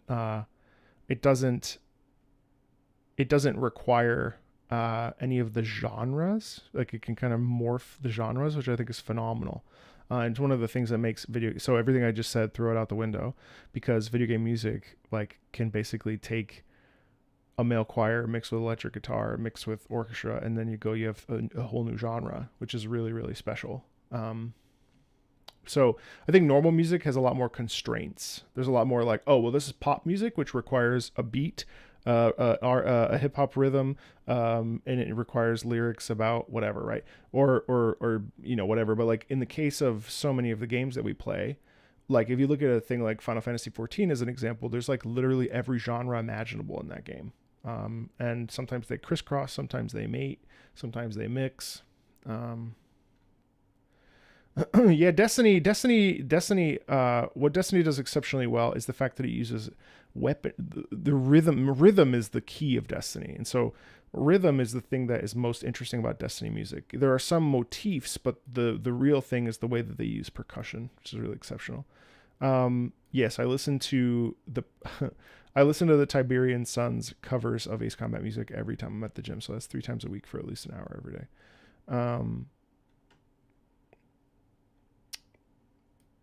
League reactions have not gone away. Guessing the character based on the music. That's just I forgot that it had been a while since I've done them. So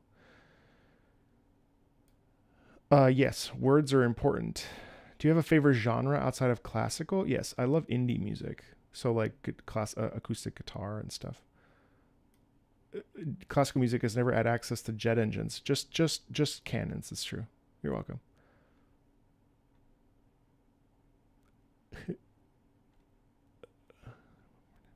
Yes.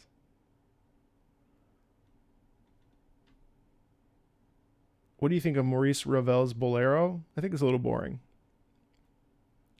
That's my instinct, but it's nice because it stacks on itself and it goes somewhere, but just very slowly. Video game music isn't a fade, dude. Yes. The best thing about video game music is that it can be tied to memories. That's true. I think a lot of gamers feel that video game music is attached to memory and attached to the experience of playing it. So there's actually a double whammy with video game music, because it's not just whether or not the music is good, but we actually associate with it slightly differently because of the played experience. Jazz dubstep sounds fucking crazy. What game is that?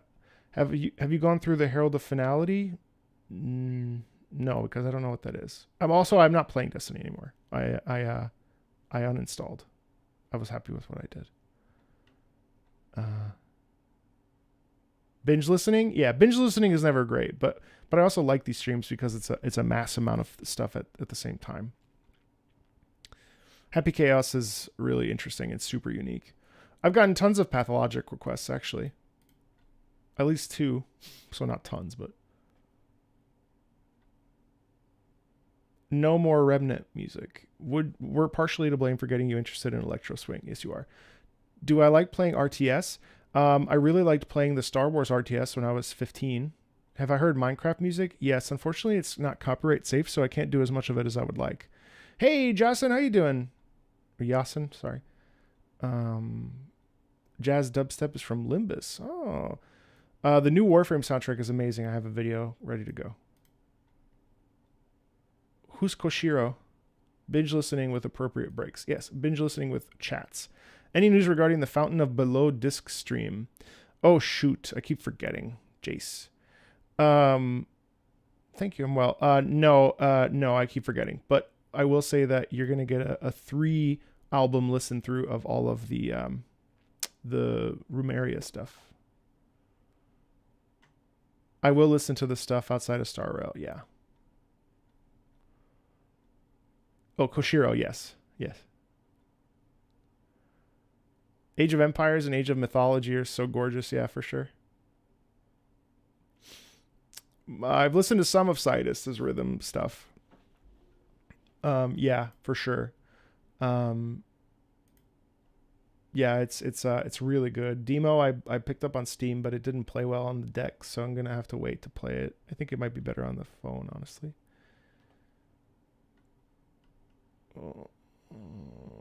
No Far Cry yet, and no Loop Hero yet. Patho. Yeah, it's very intense. The Pathologic soundtrack. No.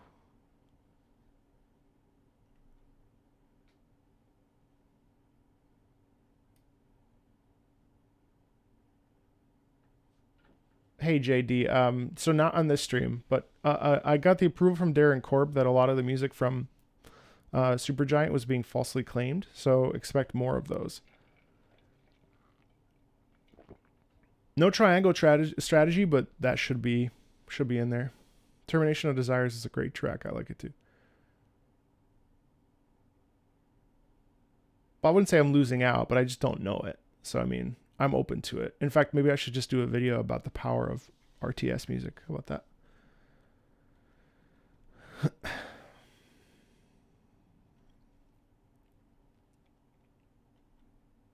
Any plans for Team Fortress 2? Yeah, I gotta get on it. Okay. Let's keep going. Homeworld, yeah. The problem is RTS is a big unknown to me, so that video will take a little while. All right. Speaking of RTS, Demo Dawn, sorry. Total War Medieval 2. Why not? Because we were talking about RTS. It's not really an RTS. Well, it kind of is, but let's listen to this. And what do you have to say about it? Total War Demon. Haunting vocals giving the impression of souls of soldiers walking through the afterlife. Timestamp for the second song is in the description if you want to stop after the first. Huh? Well, it should only be one. Well, okay. Well, let's just see what happens here. Oh, yeah. Gregorian chant. It's the kind of stuff that you would hear in... we'll just listen to this one. It's the kind of stuff you would hear in church. But this is after a war. Makes sense.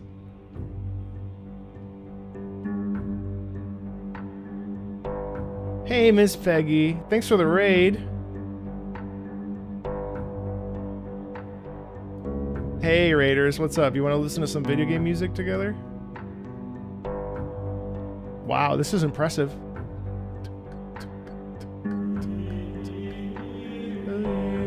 Wow, that's such an interesting mix. You see, this is the kind of thing that I'm talking about. This is when video game music is interesting. I got you, Cosmic, later today and tomorrow. It's...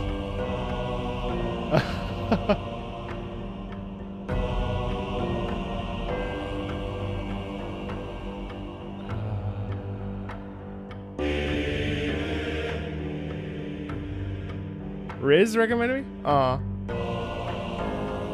I'm going through the remaining suggestions. Jesus, this is really hard. It's all good. Total War really throws me back. Medieval Total War. I played Rome Total War back in the day. This is like actually like scary.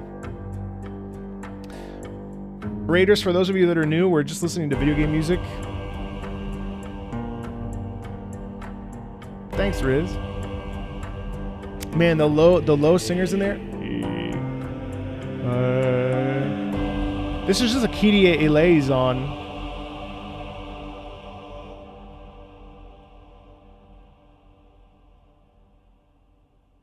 Thank you, Noob. I appreciate that.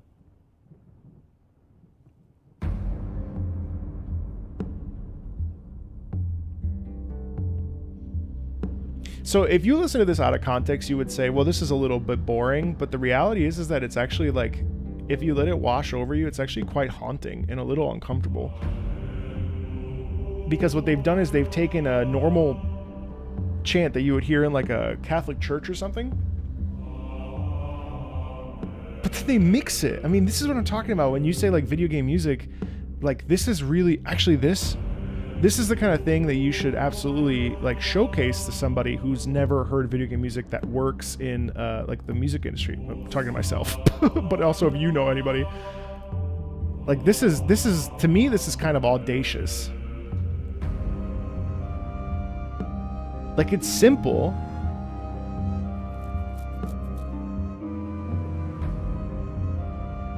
But to put something that we know in a new context reinvigorates like its existence, and it re-emphasizes its existence. Shut up.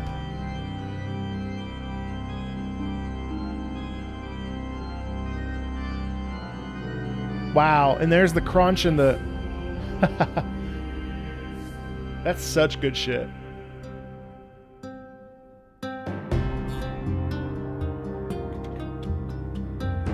Sounds like a war that wasn't wanted for sure. 1,000,000%. There is an aggressive undertone. And what's interesting is that this piece is really rooted in a sense of like forward drive of like people that don't have a choice, like having to go to war despite knowing that they're going to die, right? It's like the thing you don't hear about war. Nice brass in there that really emphasizes that idea of like war and battle. The hallelujah. The boy, it's so synonymous with angels and with heaven and stuff. You see this all the time in classical writing. Beautiful. The harp or whatever this stringed instrument is too underneath. This is such a common trope in classical music.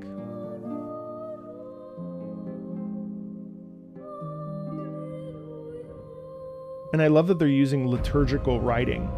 Liturgical writing is phenomenal, especially when you twist it into a modern thought process. Ace Combat does this all the time. With Archangel, with Rex Tremendi and Agnus Dei and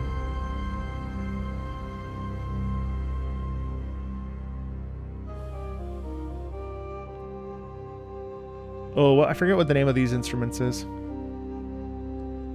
Sorry, what these instruments are. There's been a lot of oppressive tracks here, people. Some of you, are you all right? Are you okay? Today's not been chill. I think the chillest song is still the one that Sumi recommended. The the one from Etrian Odyssey, Pedal Bridge. I'm gonna go listen to that when I need to meditate. All right. So that was Total War. All right. So next up we've got Vanyar. Vanyar always comes in swinging, and you want Dark Solas theme from Dragon Age Inquisition Trespasser DLC, appropriately timed, what with the release of the announcement of Veilguard. So let's check it out.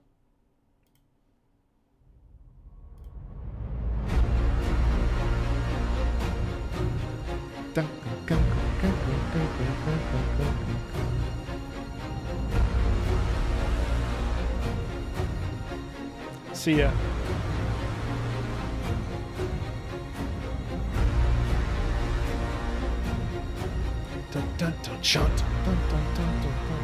Big strong beats there, which is how we get that sound.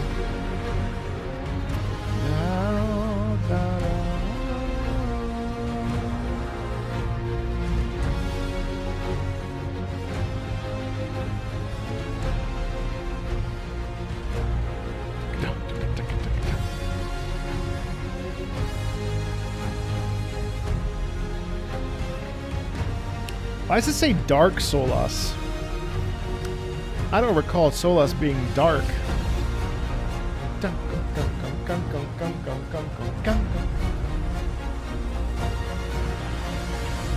What does this make you think about? Oh, spoilers?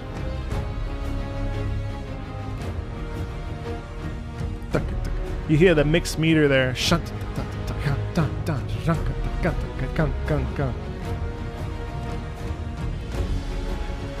I should go back to like music theory class and take a... Oh, it's the crux of the DLC.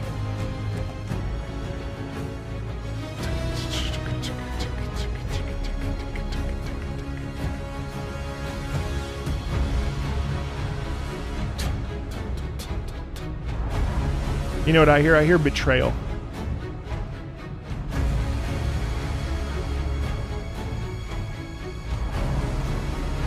The brass symbolizes betrayal to me.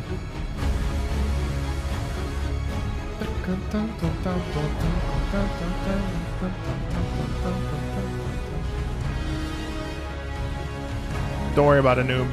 Take care of your college bills first.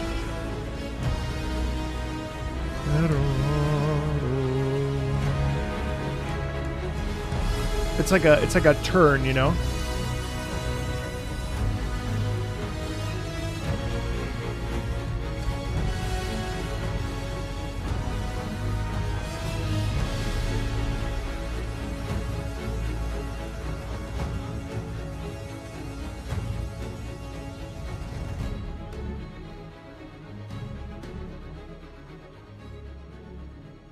the tremolo in the strings really indicates that feeling of desperation. There's a feeling of like, wait, what? How could you do this? How could you turn your back on us or whatever? And then the horns are really like, wait, look at me when I'm talking to you. How could you leave? And then the other character's like, well, I did what I had to do. And it's like, no, I can't. What do you mean? And it's just really like this back and forth and stuff. Now I did see a clip of something in the Veilguard trailer where it looked like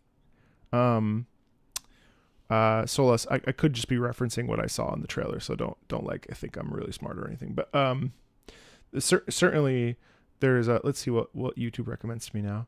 Certainly there was an essence in there of like, what? Okay, so Legendary Drops is very busy playing Whispers in the Wall. I can understand that. Oh, no, God. Belauer, they're busy. 6.5. I have a lot of work to do before Dawn Trail. 3.1. Okay, cool.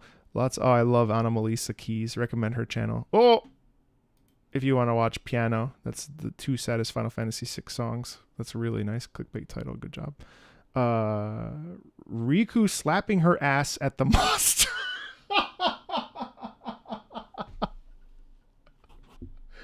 Targeted. Xenosaga 3, really? Maybe tomorrow. Who's this? This is Dreamcatcher, a beautiful piece that evokes a sense of hope and sadness. Let's listen.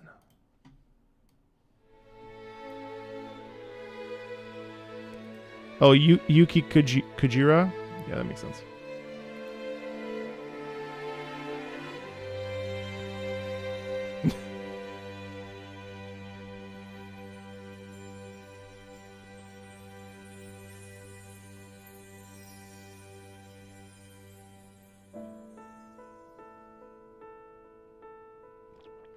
Hey, Jaster, I haven't listened to Team Fortress 2 yet. I'm getting there. The night is still so dark. I'm a little bit afraid. Thanks, Dark. Of tomorrow. Oh. For this day was so long and hard for me, and I've lost some of the things so far I have trusted. Now I will close my heart and sleep a while. That's beautiful. Bless my dream with gentle darkness until I could have my strength to wait for the light. That's a really good end credits theme if it is. This was the credits theme? Yeah. Oh, I love it. Tomorrow. That's so satisfying. It's such a quintessential ballad. It's so PS2. Isn't this PS2?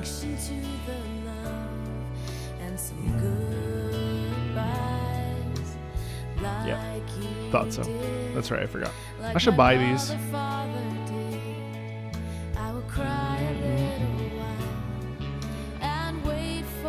Tomorrow, there's no way to be free from the loneliness. It took so long for me to notice. I love that little motif.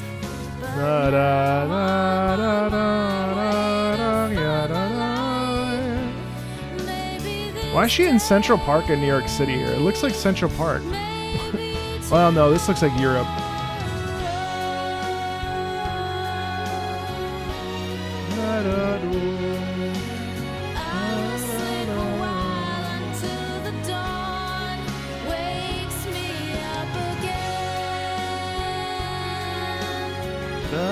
I know this is the kind of song that you'd end up being like crying in a corner. Just like tears.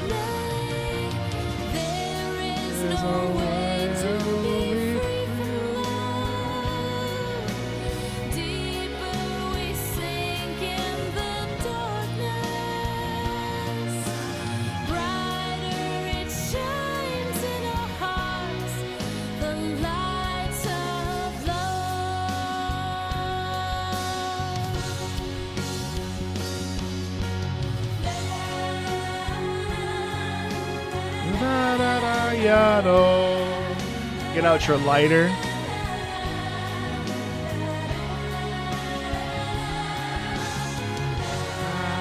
Oh, harmony.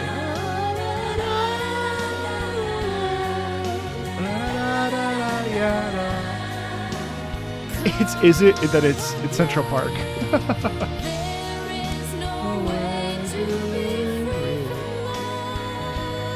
It's Central Park. It's the lake in the middle of Central Park.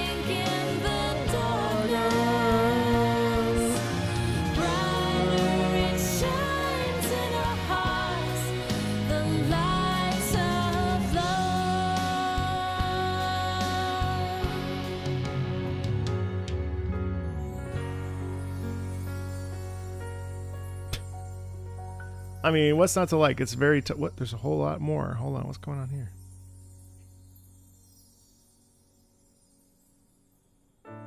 Oh.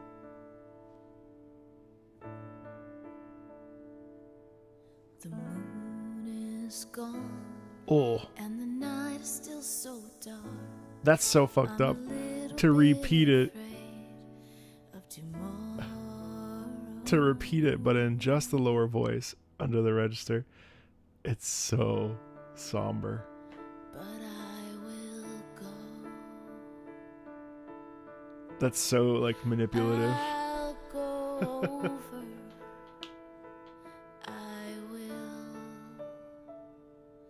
go.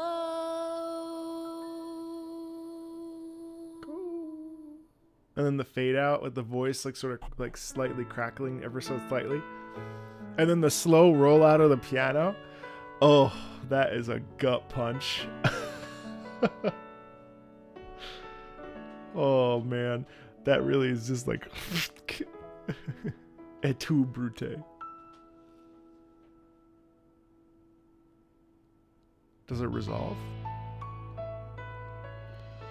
That's a nice, like, jazz R&B resolution, yeah? That's satisfying.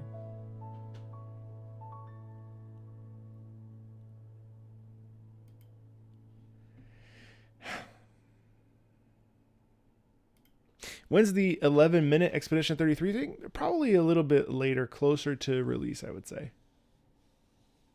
My high school self will flood the floor with tears hearing this.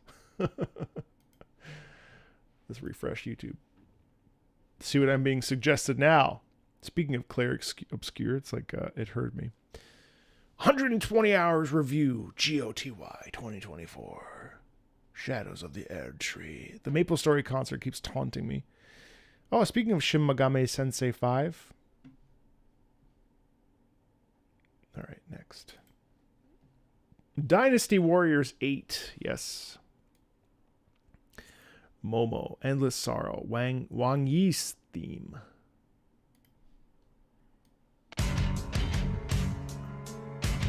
Dynasty Warriors has unbeknownst to bangers. Slower in the theme, feels less vengeance-driven, point the sadness of the situation.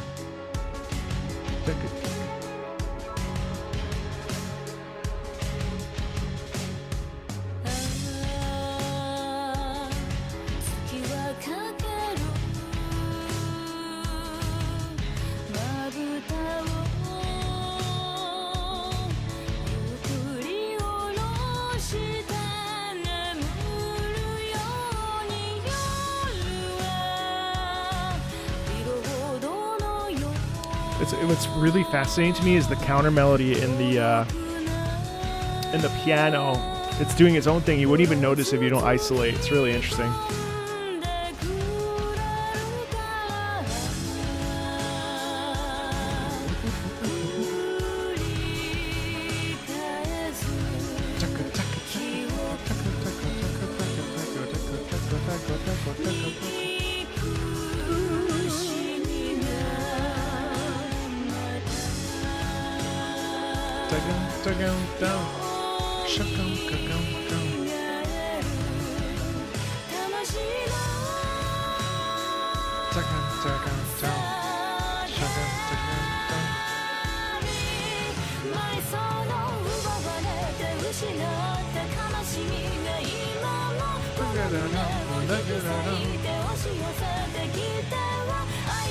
Ah, man, what a fun...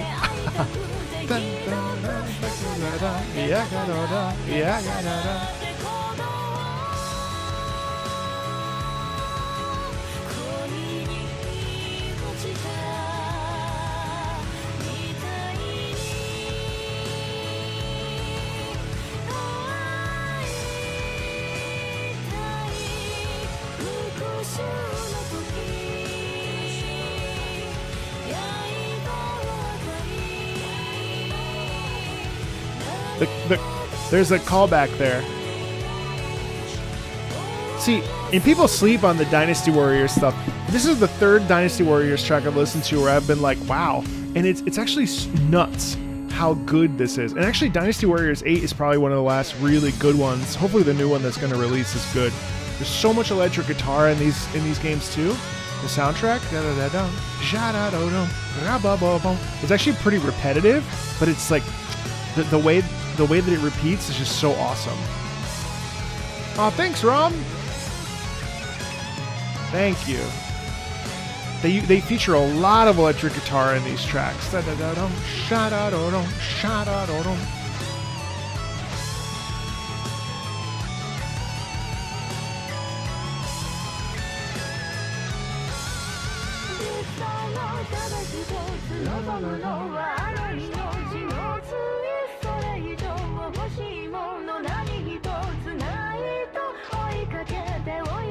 And this is version 2. There's 2 versions. One that's more intense, and this one is the slow version with vocals. It's wild. Man, now I want to fucking play this today. I have a soft spot for Musuo, even though I'm not really like I get bored, but like they're so amazing. Like when you play them, you're really into it.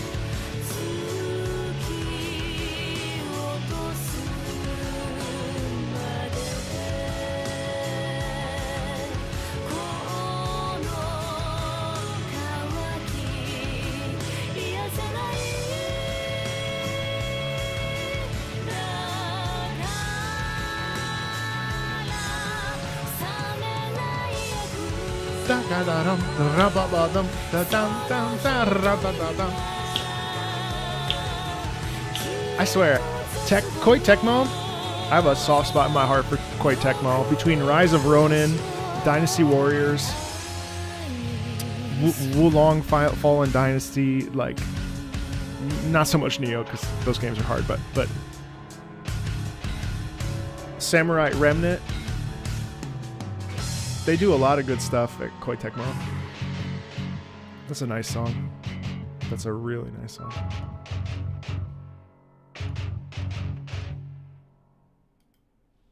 Popcorn entertainment for sure. How often does a good piece of music make you pick up a game?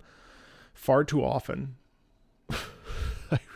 I rarely am able to sit down and really finish a game, which is hard. It's one of the hard parts about my job. It's like the best part, but it's also the hardest part. Oops, sorry. Red car. Oh, fuck, I fucked up. What's the color? Is it this? No, fuck. The color is that. Nope, the color is this one. All right. Dante's Inferno. Man, Scott Prisma, I feel like you request Dante's Inferno every time, and every time I'm like, what the fuck? It's so good. I want to listen to Beatrice made a wager with the devil that Dante, her husband, would not cheat on her while he was gone in the war. She lost her bet, and Dante witnesses her soul being taken away to hell. That sounds terrible. I'm so sorry, Beatrice. It's going to be fucked up, I think. This game is fucked up. Wolong is hard. I'm surprised. This is actually pretty subtle. Oh, there's the clash right there.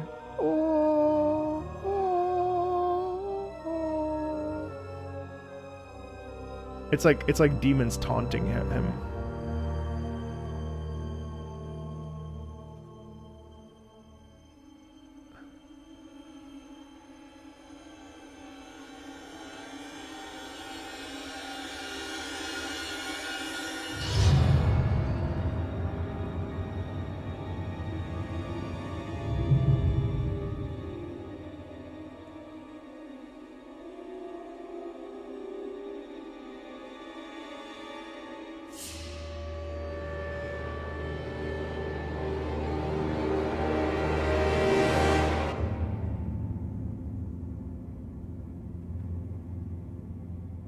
So this is more like atmospheric, like telling a story. Wow.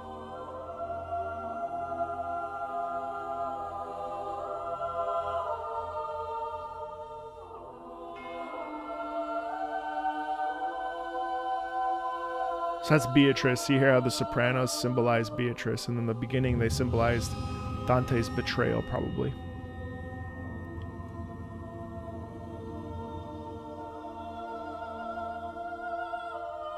Yeah, the solo soprano is Beatrice here. These little details are really important. Oh.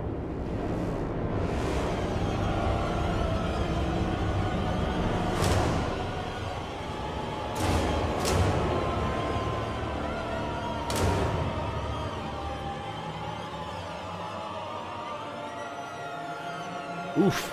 Oof. Oh, that hurts. That's fun in context, but not out.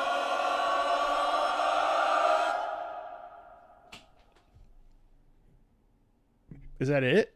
Oh my god. Yeah, that's rough. Fun stuff. I mean, it's like so intense and just so whew. It's a little uncomfortable. Certainly out of context, it's very uncomfortable. Let's refresh and see what else YouTube has to show me. More Elden Ring. Oh, Doom of the Fates. TikTok influencer loves drinking pee. Man, I don't know how he does it. Moist Critical gets 189,000 views in 2 hours for the most random shit. Oh, man. That is wild. Good for him. Make your millions.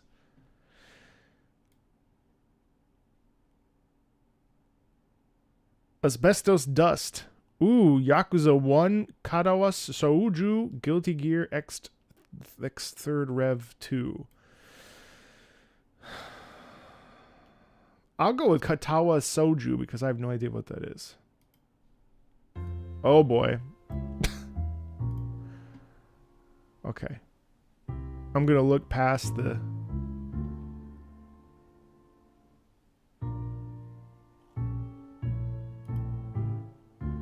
Actually, that's pretty. Well, I got no problem with Charlie's video.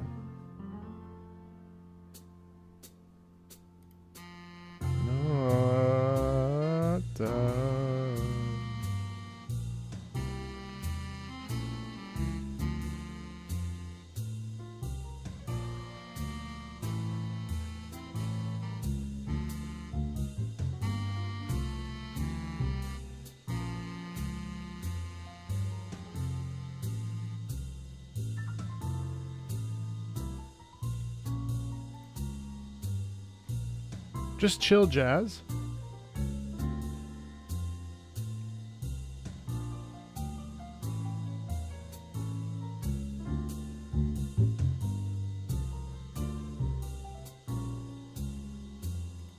Simple.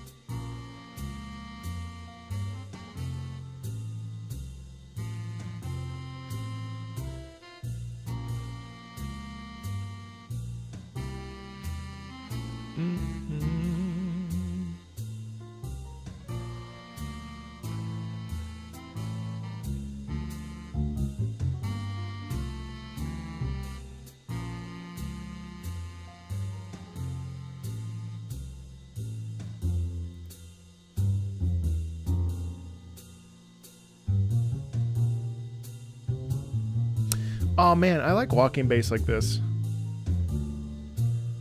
It reminds me of a Studio Ghibli jazz album I have. It's a trio, and they play all Studio Ghibli songs with a piano, drum set, and bass.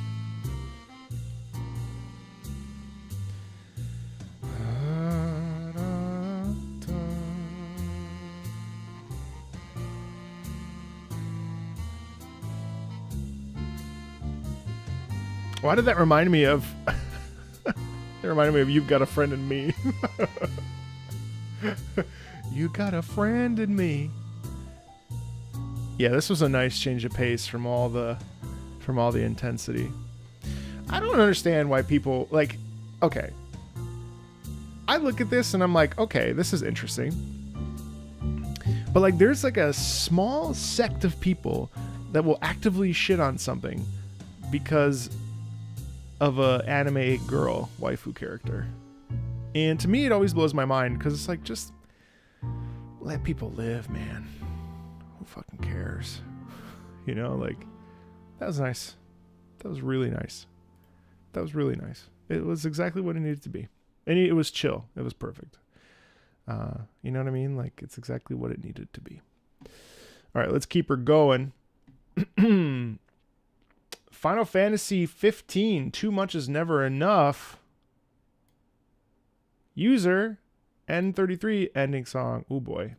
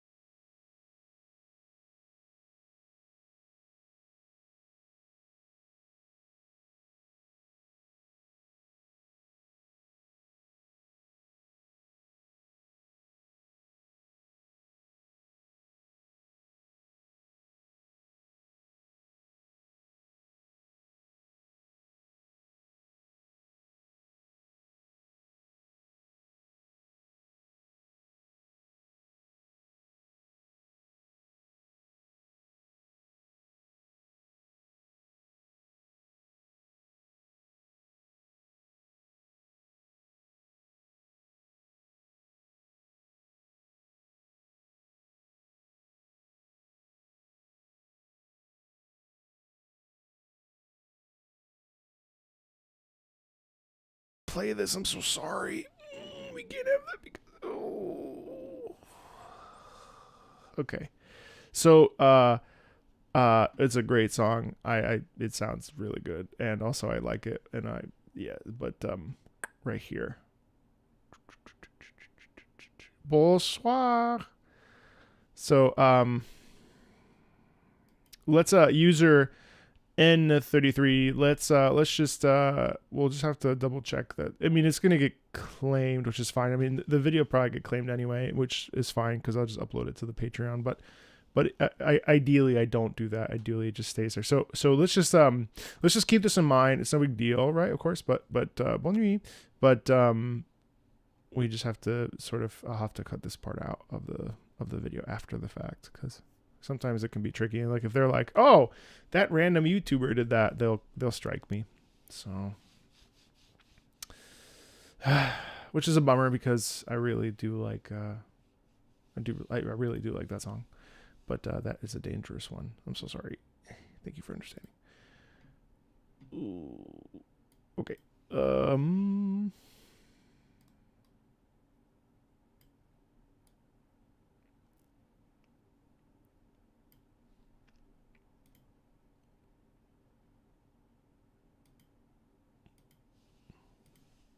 All right, let's listen to Blaze Blue. Blaze Blue, Stand Unrivaled? Fuck yeah, let's listen to that. I've heard good things. Isn't this Daisuke? Isn't this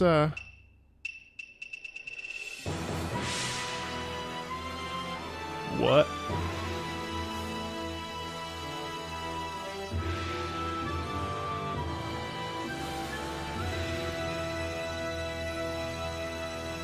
Oh wait, I'm sorry.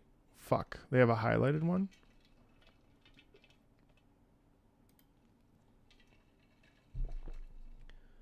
Oh, you have a highlighted one. Oh god. Okay, my bad. Okay, but Arc System works in Daisuke Ishiwatari. The theme of the antagonist is Izanami, the goddess of death. Okay, this is the one. Thank you. Thank you, Kramen. Jesus!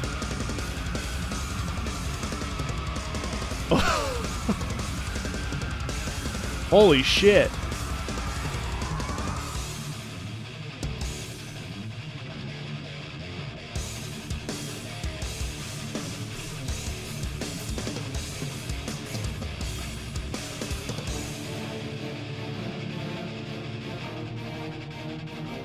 What's wrong with their hips? Oh, they are a little bit tilted.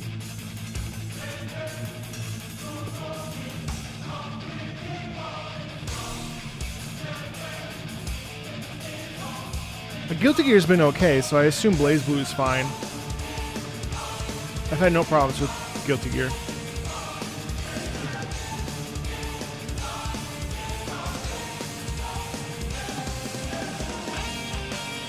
Ooh.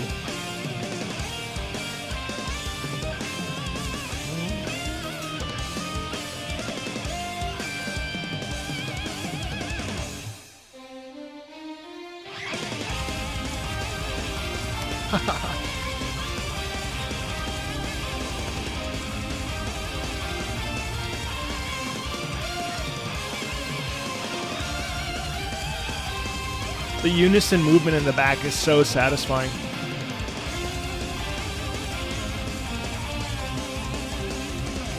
See it, Cookie?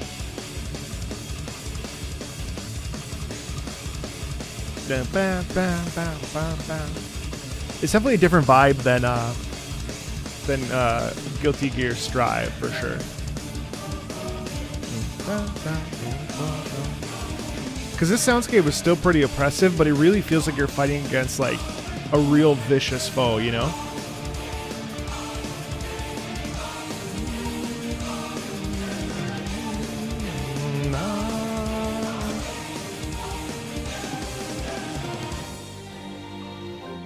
Oh, interesting.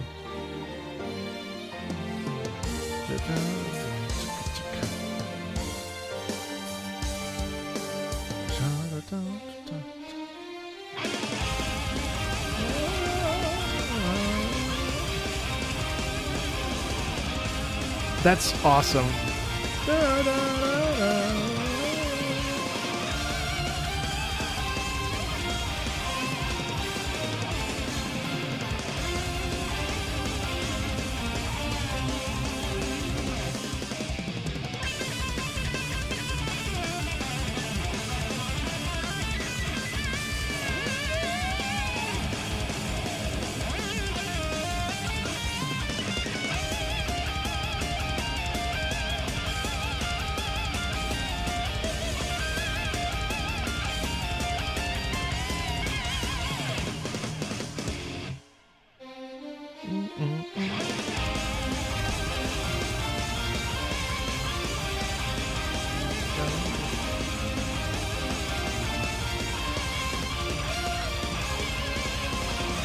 Susano, my favorite Final Fantasy XIV boss, has a theme in Blaze Blue.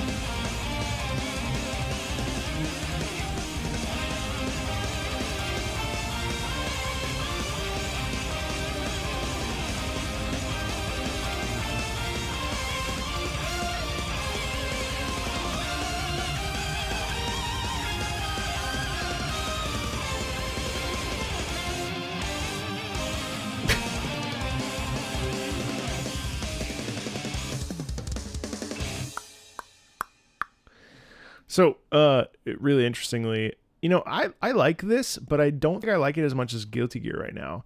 But I think because it's a little bit, I think so here's why. So what I really like about Guilty Gear is that I never know what to expect. And with this, it's like, this was much more like on the plate, like what you see is what you get. Not to say it wasn't good, because it's very, very good. But the diversity of each song and like kind of wondering where a song is going to take me on a journey, I feel that much more with Guilty Gear's music. Not to compare, but it's the same composer, so like the thought process is sort of similar. But what I really liked about this is the intensity that's in there, and it's very like, I don't know. There's a ferocity in it. You know what I mean? It's like so satisfying. I'd really like to. It's important to know where composers start and where they go. You know what I mean? Like it's a banger. I mean, this is such a great track. I really enjoyed it. It's awesome. It's just that was something that came to mind because I'm like, it's not necessarily. You could argue the opposite. You could argue that Guilty Gear stuff is way too much. You know what I mean? And this is much more like in line with how we would want our musical structure to be. So, you know, there's both. It's fucking great though. It's really cool. Yeah, but that's an interesting thought. Oh man, Wayfinder. Yes. Oh, so I started playing Wayfinder yesterday, Beatologist, 2 days ago. Hot take, the game is better now as a non-MMO. Yeah, I've had zero problems. No microtransactions, improvement all around. You get what you pay for. It's $22 right now on Steam. I am going to go to the bank with Wayfinder. And well, by that, I mean, they're not sponsoring me. What I mean is I just started playing it, and it's like Genshin Domains meets Warframe's like grind for gear meets like a top-down Diablo ARPG, but it's 3D. And the world setting, the cityscape feels like a mix of WoW and someone said it reminds them of like Spyro. The world is so beautiful. I'm actually like, I was thinking about this game during the stream. That's how much I'm enjoying it. It's like it's kind of mindless. The story kind of is whatever, but the gameplay itself, the loop is stupid. And I think it's Gareth Cocker. Is it Coker? Yeah, Gareth Coker. Yeah. If you're looking for something to play, I rarely am like play this, but this is really fucking good. It's great.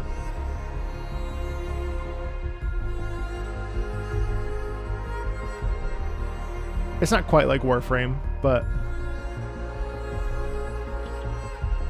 the first 3 hours have been great.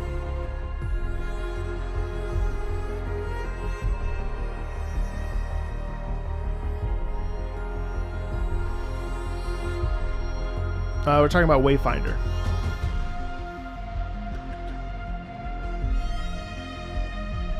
It's I think it's on Steam right now.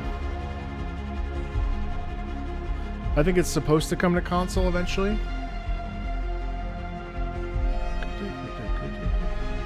It's just fun.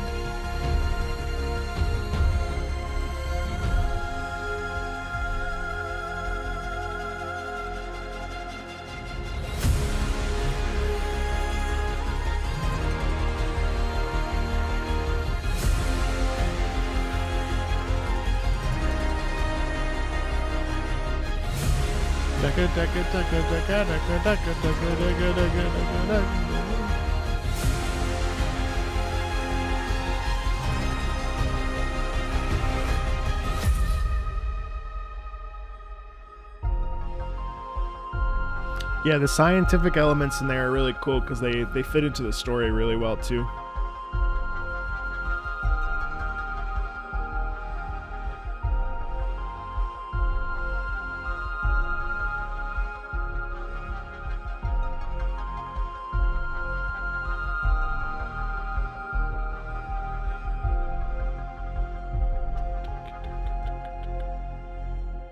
So this is interesting because this might be a stylistic thing because what I noticed is that this sounds quite a bit like the Arc piece that we listened to at the very beginning of the stream. And so they're both composed by Gareth, and they both have that like sort of slow build up. The only difference with this was that it had the female soloist and the soprano soloist mixed in with, but it still had the big drops and everything like that. So this is, it's not dissimilar to, must just be like a stylistic choice that goes into writing music, and I think this is the main theme. So anyway, big plug for what Gareth Coker has written for Arknights.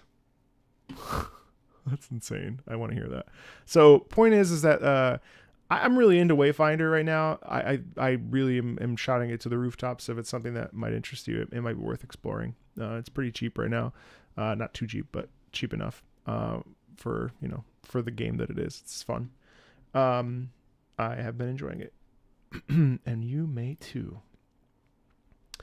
All right, keep her going because I'm going to do less talking now and more listening, just FYI, because we have stuff to do. But I'll still be doing some talking. Music to Smuggle by The Signal. Huh?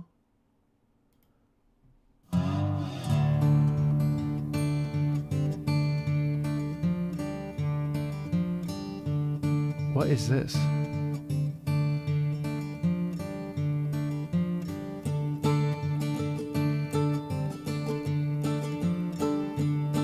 This is like country. So this is again what I mean by video game music not having any restrictions.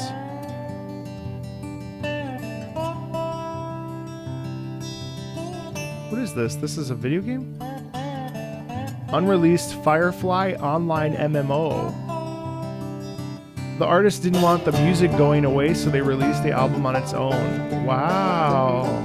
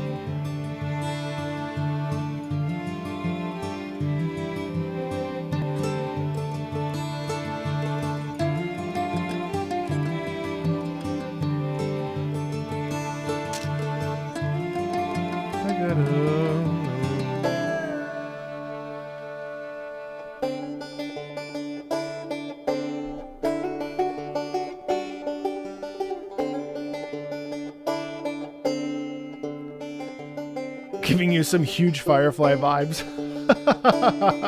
Surprise!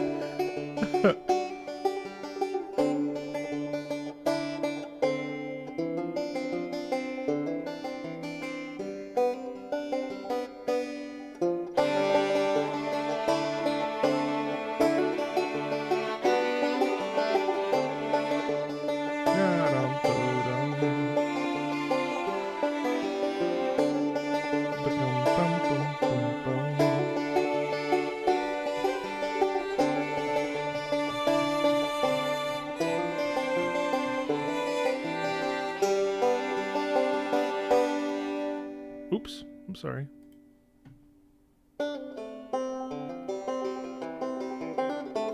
You really don't hear banjo that often, do you? That's very interesting to me. It's also gorgeous, like in its simplicity, because I keep thinking it's gonna loop, but instead it returns, but then it shifts, which is really, really like unique, because oftentimes this is like a fully fledged song essentially. I mean, the chorus comes back, but it's essentially a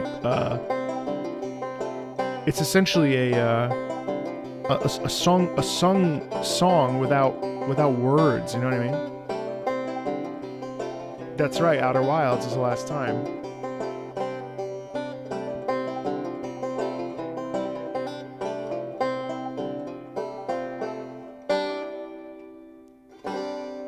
It also reminds me a little bit of that game that has the song "I Was the Sun Before It Was Cool." God, what game is that? Stargazer? Star something?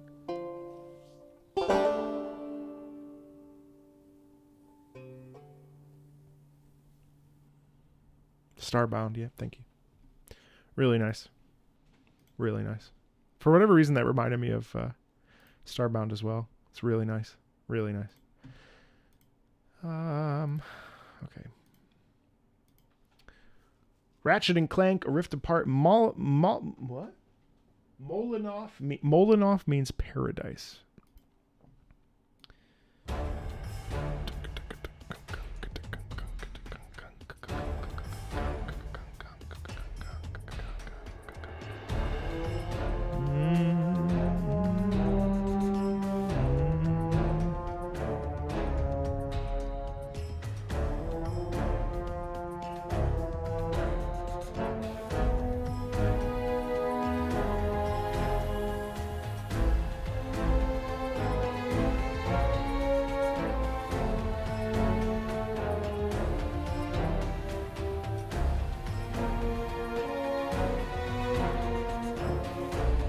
Interesting. A little bit of sliding in there. Twinkling.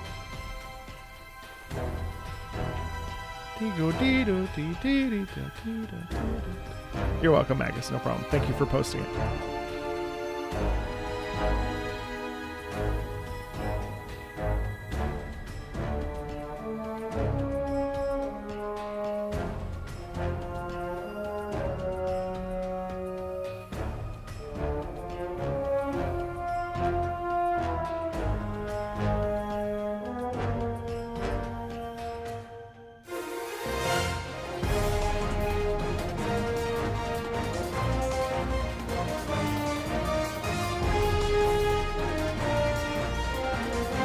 I love that. It's like somersaults. Especially with the way that the strings spin like that.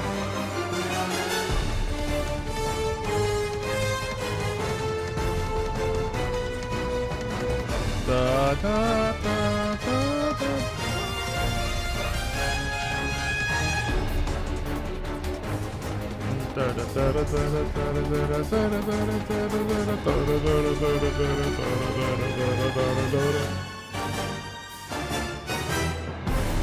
Subtle. It's like a back and forth. It's like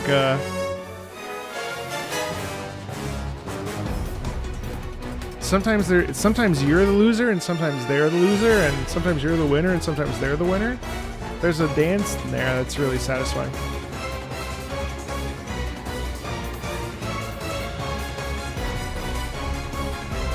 What does this remind me of? Da, da, da.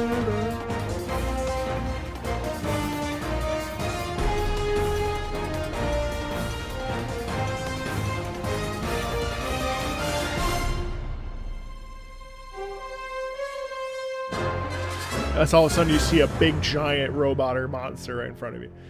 Rum-ba-dum. Now it's like, uh-oh. Wait, we can do it still. Do you hear that? I believe in you. You can hear the voiceover. Get up, Ratchet. Oh, is it? I've never played this.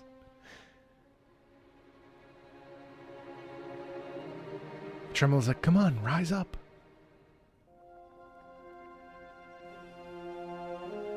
Dust themselves off. They say, wow, I didn't know if I was going to make it back there.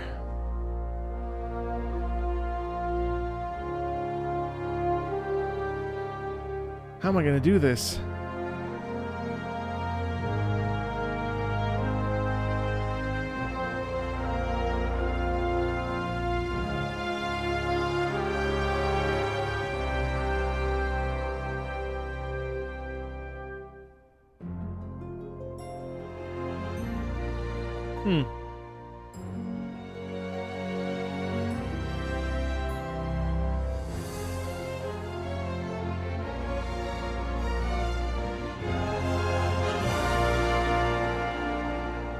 It's so funny because in some ways this is a better Spider-Man soundtrack than the Spider-Man game soundtrack.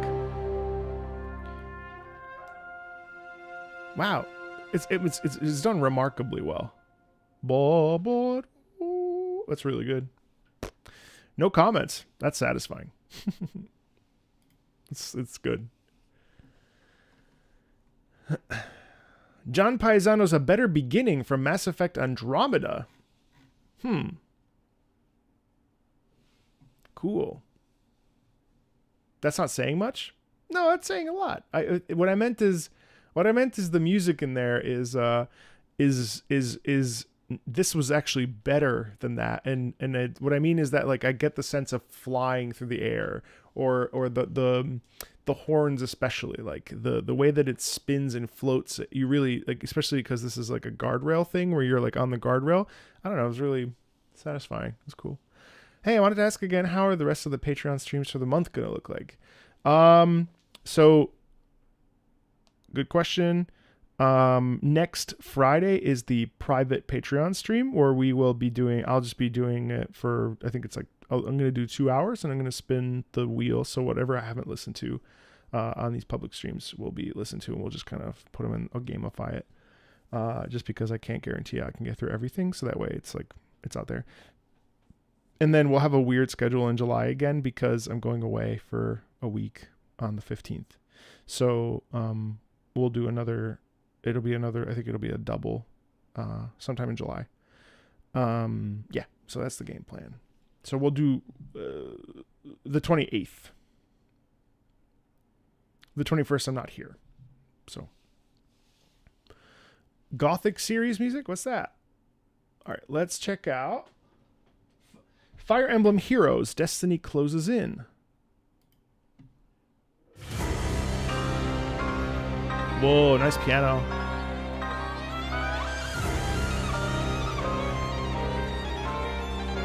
Wow, very virtuosic.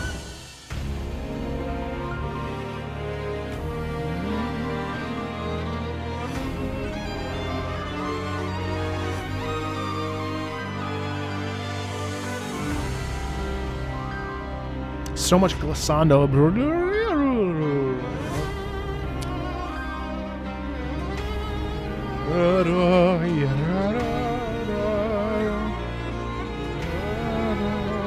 Oh, this is beautiful.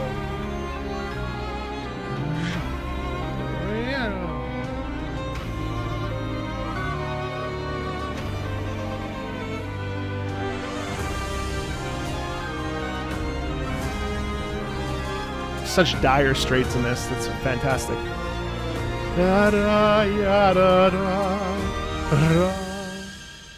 Oh, I didn't expect that. Oh, that's so pretty.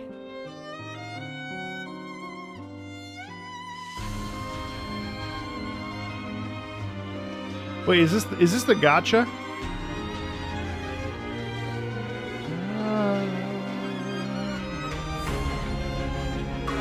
Wow.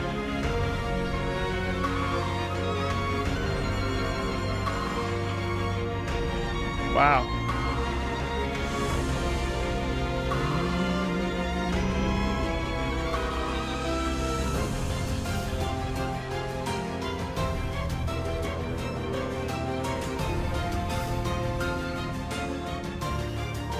Wow.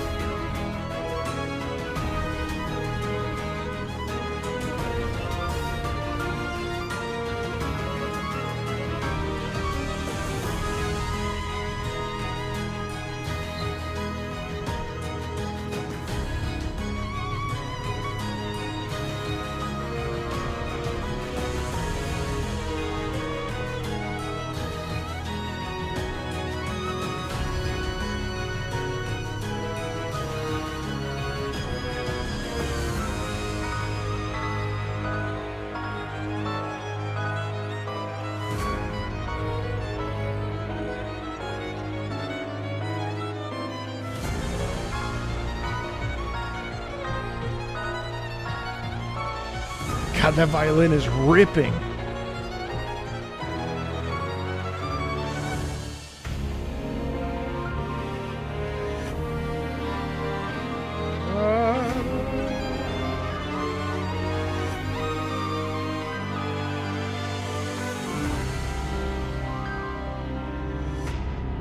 Looped? Okay. Jesus, that really surprised me. That is so virtuosic, and it tells so many different stories in between despair and desire for change, and I think there's like even something in there about there's a bit of hope in there, but mostly it's just like it's pretty oppressive. I mean, like Destiny Closes In. It's almost like coming face to face with something that can decimate you. and choosing to like raise your sword and say, well, come at me, you know what I mean? Like, what come what may, it's, yeah.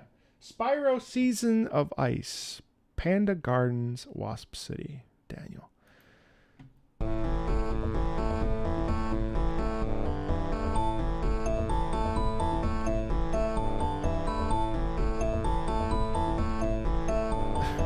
Daniel. All right, hold on. I'm going to give this a chance. Hold on.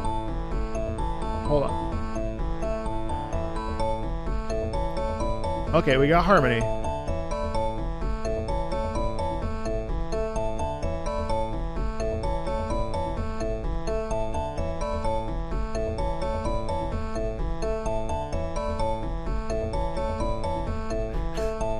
Please go somewhere.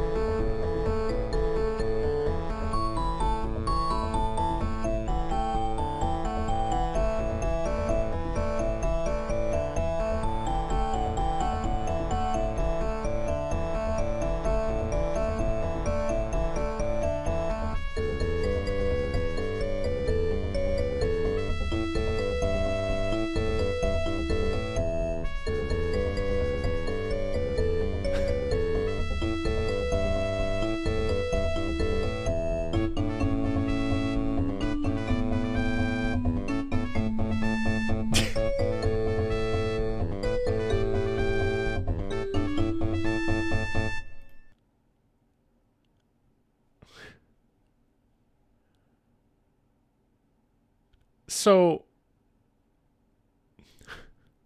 Daniel,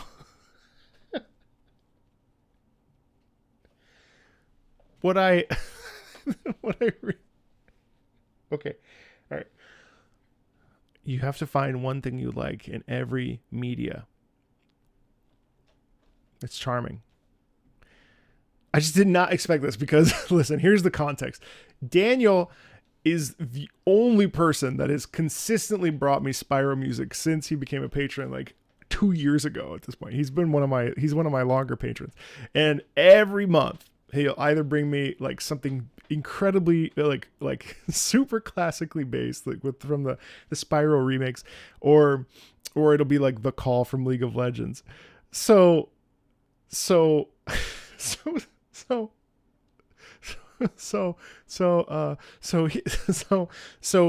hearing this is a bit of a departure for me.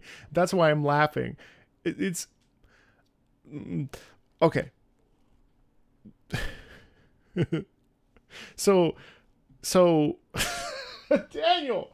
So damn, Daniel. Sorry, I aged myself. So I will say what I do like about this is how jubilant it is. And so what you get is a consistent, and now I'm not hamming it for the camera, but what I like is that you do get the consistent beat pattern. It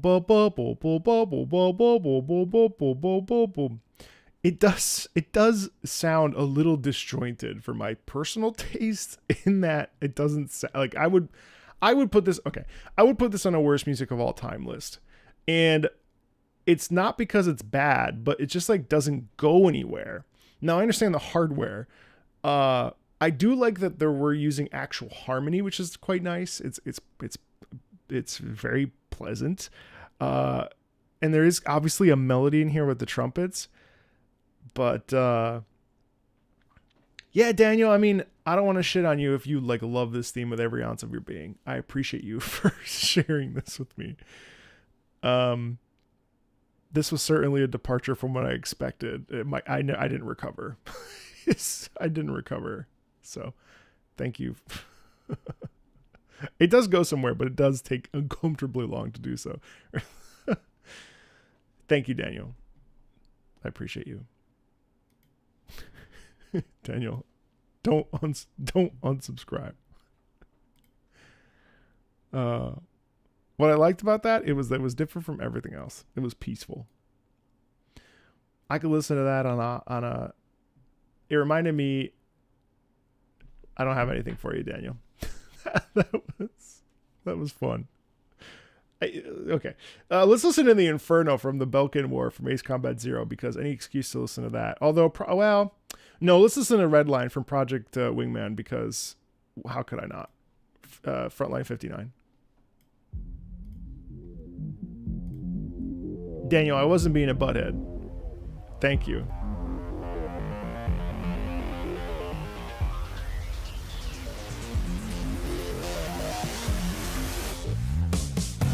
Hey, Pasha, thank you. I haven't played Remnant, no.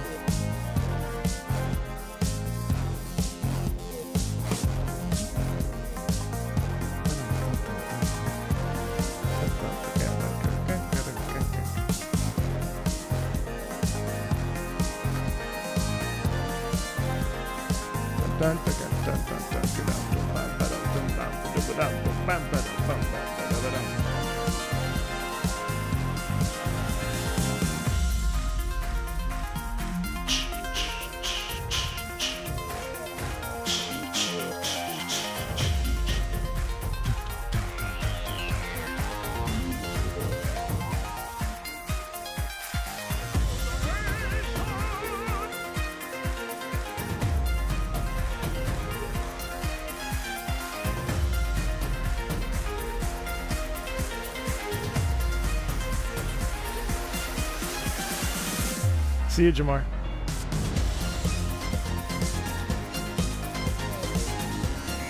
It's super 80s synth.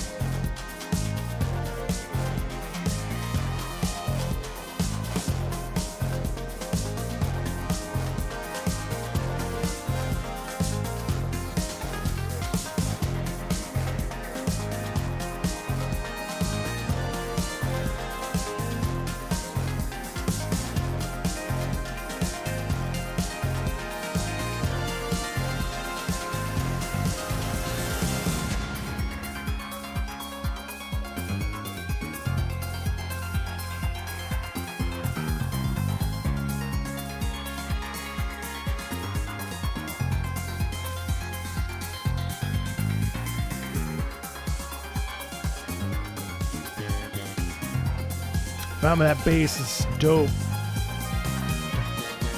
Ah.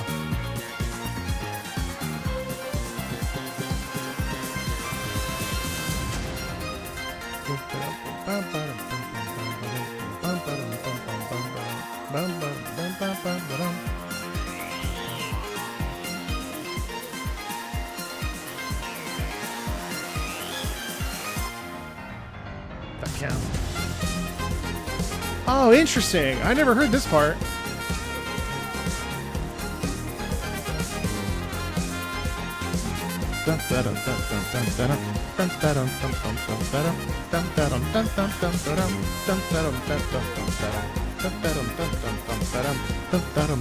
Man, that's so satisfying, especially in a fighting playing game. This is the kind of like beat pattern you want.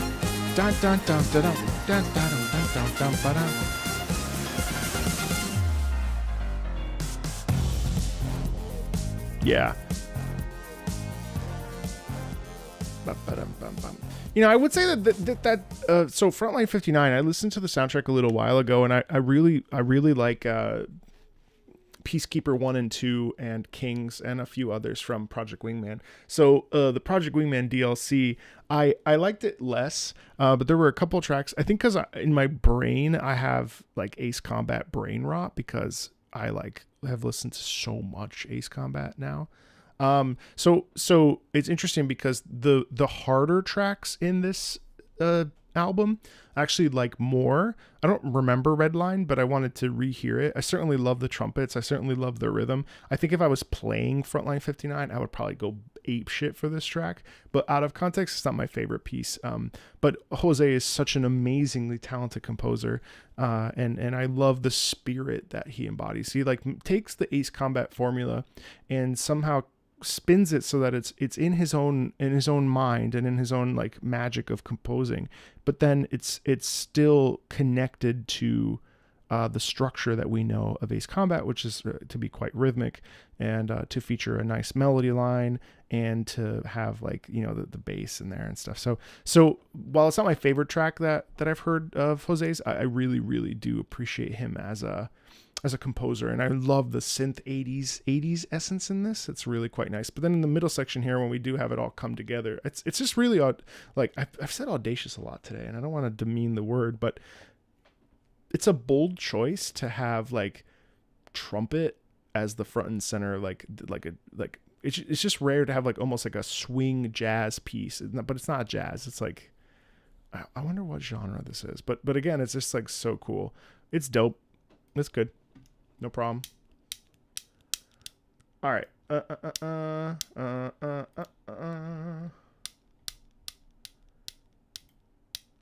Dragon Age. Okay. All right, guys. I think we're going to have to do everybody that's in here right now. So everybody from Lost Elf, Dragon Age Inquisition down. We're going to just hold on and we'll see you for the private stream, which is on the 28th. And that's only for patron supporters, $3 and up, but the $10 tier gets their songs listened to. I'm sorry, you know, this is why I'm doing 3 streams, because 3 streams is the appropriate amount to get through everything, have some chatter, have some pauses and chats and stuff. So please forgive me. It's just that there's, you know, 1, 2, 3, 4, 5, 6, 7, 8, 9, 10, 11, 12, some really great pieces that I don't want to rush through. The last like 20 pieces are actually phenomenal. So I hope that's okay. I do apologize. I'm very grateful that this is a problem we have to deal with. I really appreciate your support on the Patreon and stuff. It really, just so you know, the Patreon really helps, me, my editor, and me and Raul, my thumbnail designer. That is for them. So that we can, I also like hired a script writer for the Elden Ring script, just so that we can really maximize how good the stuff that's coming out on the channel is. So, and also like AdSense sucks. And, you know, when you see me do, you know, ads for The Last War and stuff, like that stuff helps defray the cost of being a YouTube person, which is very unstable, and I do my best, but it's hard. So I do humbly ask for your patience with this. If you're new to the Patreon as of this stream, just know that on the whatever next Friday is, that's the day that we'll listen to this stuff in private, have a little discussion in the first half, and then sort of dive into more, and that will be here on YouTube, but privately. Thank you everybody for joining us for this. I really appreciate it. It's awesome, and I hope you enjoyed listening to video game music with me. Thank you for you raiders who stuck around. Thank you to everybody that just came and listened to music. It's really fun. Yes, the 28th is our last Friday of June Patreon stream. I hope you enjoyed it. I'm going to be very swamped here pretty soon with Elden Ring DLC OST reactions and posts, as well as starting up Dawn Trail, which will be pretty much be streaming every day. If you're interested in anything like Warframe, tomorrow night we're going to be streaming the Warframe Jade Shadows quest, and also taking a look at some of the other quests that I maybe missed in my previous live streams. And starting next week, yeah, it's mostly going to be Elden Ring stuff on the channel and a little bit of other stuff too. So really appreciate all of you being here. Thank you so much. And yeah, stay tuned, and I'll talk to you later. Okay. Bye everybody. Thank you. See ya.